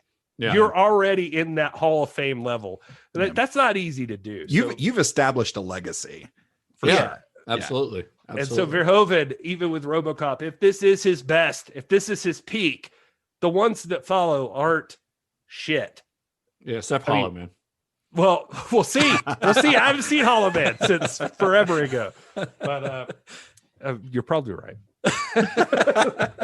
We'll find out in a few weeks when we talk about it for 2 hours on the podcast. So anyway, within 4 months of the film's release, Orion had already greenlit the development of a sequel with the goal of having it rated PG to allow kids to see it, hoping to tie in to the 12-episode animated series released by Marvel Productions in 1988. This sounds weird, except in the 80s, this was like totally normal. Everybody was on coke. There were, because I had RoboCop toys as a child. 100% one of my favorite toys was my RoboCop. Yes, I had Terminator toys, like all these toys that tied into R-rated movies that I shouldn't have been watching, but they existed, and I don't know. So they were like, well, let's just make a movie for kids. Let's do a PG movie. If you've seen RoboCop 2, then you know that is not what ended up happening. But Neumeier and Miner were originally hired to write the film, but they were fired after refusing to work during the 1988 writer strike and were replaced by comic book writer Frank Miller. RoboCop 2 was released in 1990. Weller reprised his role in the first sequel, which was directed by Irving Kershner of The Empire Strikes Back. RoboCop 3 followed in 1994 with Monster Squad director Fred Decker at the helm and with Robert John Burke replacing Weller in the lead role. That ties back into Shane Black, by the way, for all of you who are following along Fred with the Decker. whole series. Fred Decker. Yeah, we should make like a and Star Trek. He was big on Star Trek. Well, yeah, he directed, especially Enterprise season 1, right? Yeah, he was like an associate producer. We should do like a family tree of all these movies at some point. Yeah, we should. That would be pretty incredible. Yeah, that would be pretty cool. So there was also a live action TV series that came out the same year as part 3, but it was canceled after 22 episodes because it sucks. In 1998, a second animated series called RoboCop Alpha Commando was released. In 2001, a live action miniseries called RoboCop Prime Directives was released. That one was set 10 years after the first film and ignored the other sequels. And then there was a reboot starring Joel Kinnaman that was released in theaters in 2014. There's also reportedly a new RoboCop film in development called RoboCop Returns with a script by Neumeier and Miner. And as is the trend with a lot of rebootquels these days, it will ignore all previous franchise entries and serve as a direct sequel to the original film. And now that's a lot of stuff. And none of that even takes into account the hundreds of toys and comic books and video games and everything else that has featured the RoboCop character. Like RoboCop has become a major piece of pop culture. Let's not even forget his iconic team up with the wrestler Sting. Can you believe we're doing this whole show and I didn't even think about that? That motherfucker. He showed up in the Great American Bash, I think. No, Capital Carnage is what it was. Because it was in DC. Yep, yeah, you're right. It was called Capital Carnage. Saved him from the Four Horsemen. Capital Combat 1990. That's what it was. I just looked it up. Did you just come, Gary? Oh, he did. They locked Sting in a cage, and RoboCop came out, and he just like bent the bars open and let Sting out. Nice. And it was crazy. RoboCop right there. That's how you know he's real. He's real. Yeah, he's not just a character. He is come to life. What kills me right now is all the people that like look at anything on WWE and they're like, "That's fake as shit." It's like, really? Yeah, really. Go back to 1990 when RoboCop showed up and saved Sting. But I mean, that just shows you just how iconic the character was. You know, I mean, that was around the time of RoboCop 3 when the WCW appearance happened. But this was his first foray into American filmmaking, and Paul Verhoeven managed to create one of the most iconic movie characters of all time. Mm-hmm. I mean, that's insane. And something that it's not going to go away. They're going to keep making RoboCop movies. We haven't had one in 7 years now, but like I said, there's another one that they're working on, and it'll, as long as somebody owns the rights to RoboCop, they will continue to make RoboCop stuff. So before we wrap things up here, guys, let's get into our segment, our further viewing segment. Do you guys have anything, if you were to show RoboCop as a double feature with another movie, that I will say with the caveat, it is not RoboCop 2 or the RoboCop remake, or let's just say not even another Paul Verhoeven movie in this case. If you were to do another movie with RoboCop, double feature, what do you got? I mean, I've been thinking about this the entire episode. I mean, of course, like you just said, the obvious answer is probably either the remake or, one of the sequels. But with the caveats that you mentioned, I think I got to go the comic book route. And if we're talking about, I think it would be, my double feature would be around the discussion of either the religious stuff, and I would go with Dick Donner's Superman. Okay. And all Jesus the stuff. Yeah, all the Jesus stuff in both of those movies, or sort of a discussion of the man versus the machine, and probably something like Iron Man, where we're looking at a shift in perspective, because Alex Murphy starts as very this family man who's there to do the job and do the job well, but it's after he, going through this trauma that he refocuses and realigns his directives, for lack of a better word, and takes on a different role in sort of the same capacity, but approaches it differently, even though he's a robot. Yeah. But that's probably, I would go with one of those two probably. All right. Well, I'm going to say, I referenced one already. I would say, although I gave it shit, for the dumb action side of it, let's go Cobra. Like, you can watch Cobra. Like, he's essentially RoboCop and Sylvester Stallone with no armor. I always remember the line from Cobra where the guy's like, I'll blow this whole fucking place up. And he's like, I don't even shop here. But speaking of Sylvester Stallone, but not speaking of Sylvester Stallone, if you want a really good, fantastic movie that's a similar premise, Dredd, but the 2012 Dredd. Yeah, that was going to be my pick, would be Dredd, because that movie is outstanding, honestly. Yeah, it's really great. I mean, Dredd, the character, is not a cyborg of any kind, but it is set in a kind of dystopian future where crime is run rampant, and Dredd, like RoboCop, kind of serves as judge, jury, and executioner. I mean, that's the world definition building of is there. It's so and that movie good. is great. And just like Peter Weller, Carl Urban has a great chin. That dude. Yes, he does. Carl Urban has, and another Star Trek. He's also in Star Trek. We know who he is, Todd. Also, let's say if we're going to really go trash, like if you want to do here's this classic RoboCop, let's pair it with a classic exploitation trash B movie. Okay. From I want to say 1989, directed by Albert Pyun, Cyborg, starring Jean-Claude Van Damme. Nice. It is hot garbage in the best way possible. It is set in Atlanta and Charleston, if I remember correctly.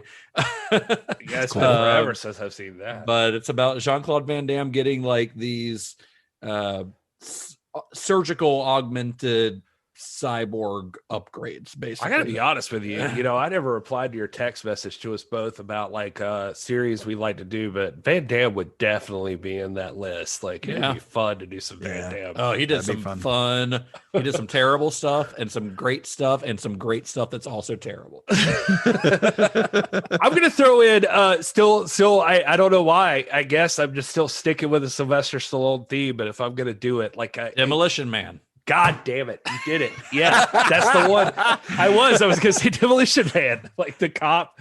Oh, yeah. It's perfect for that, but it's like a different type of futuristic vision, but it's a lot to talk about. Definitely.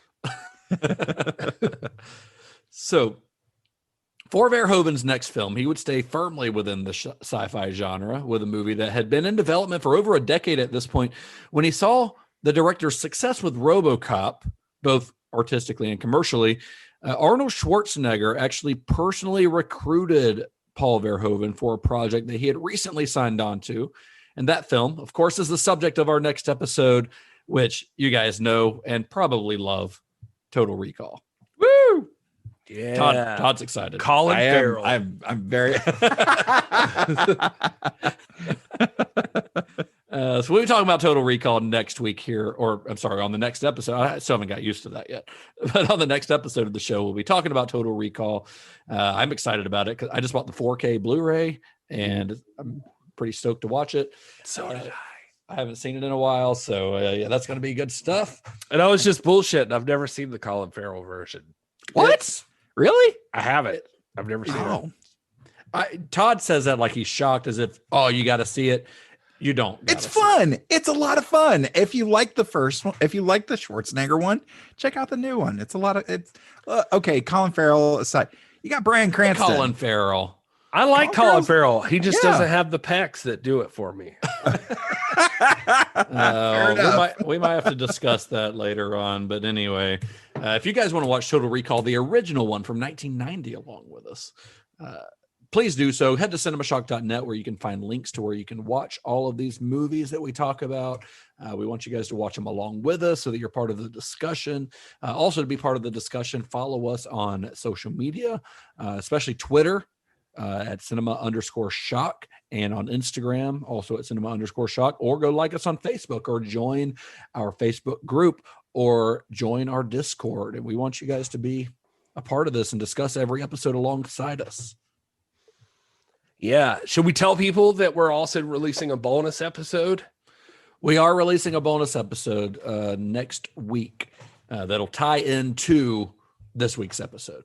Yeah, and it's going to be about RoboCop 2 and RoboCop 3. Yes, if you want to round out the trilogy, we'll discuss it more on that episode, but it's not going to be like this episode where it's like, we just go have some fun. We just go talk. It's what we're calling a roundtable discussion, in which we're going to do somewhat regularly, as the opportunity comes up. Not for every episode, not for every movie that we talk about, but I think in this case, it gave me an excuse to watch 2 and 3, which I haven't seen in years. So, will we hit on Jaws for this series, this show? Talk about Jaws: The Revenge. Yeah, we got to go in on all the Jaws movies. No, it gives me RoboCop 2 gives me another chance to talk about Dan O'Herlihy,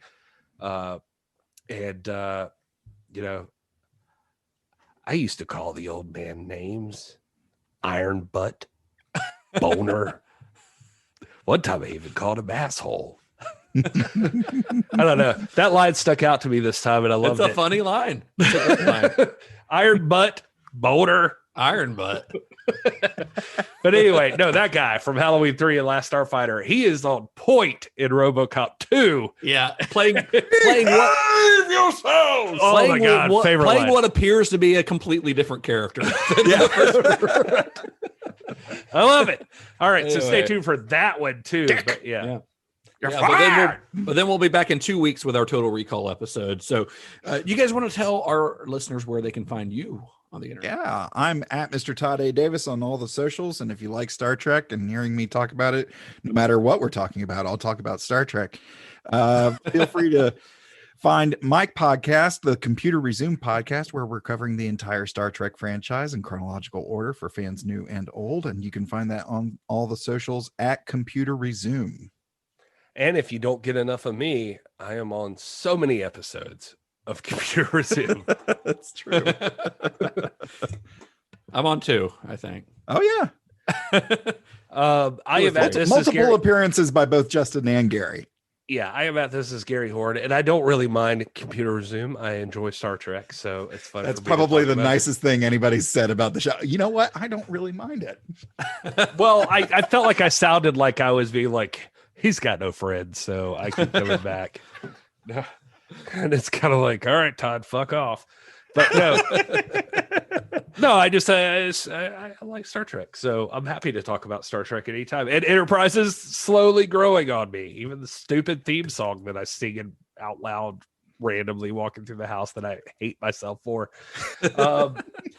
And I also do a wrestling show. This is Pro Wrestling. It's at TIPW show, but more often than not, well, I'll just tell you to follow at NWA because that's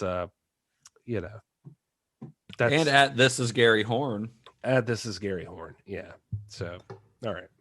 I'm at Justin_Bishop. And once again, follow the show at cinema_shock or head to cinemashock.net. You can buy our merch. We have new Pride Month t-shirts. I got mine in the mail yesterday. They look great. And all kinds of other stuff. And you can also find links to all of our episodes, show notes, all that kind of stuff. Links where you can buy or stream the movies that we talk about. And until next time, may the wings of liberty never lose a feather. Be excellent to each other. Dead or alive, Johnny has the keys. Wow, that's stupid. Oh, come on. We also talking about Jack Odinson. Yeah. Yeah. He bought a shirt and he wanted us to figure out what catchphrase he chose. I told him I didn't care as long as it wasn't Johnny has the keys. I think he chose "May the wings of liberty never lose a feather." That's what I'm going to roll with. Did he post about it? I didn't see he messaged us. He sent us a message and he said he bought one. Guess which catchphrase he chose. Yeah. He said all will be revealed once he gets them. We'll share it on the Cinema Shock at cinema_shock. You can check it out. We'll share it there, but we'll see what Odinson has done. I feel good about my chances, guys. I know. But anyway, let's get out of here. People are doing it out of style.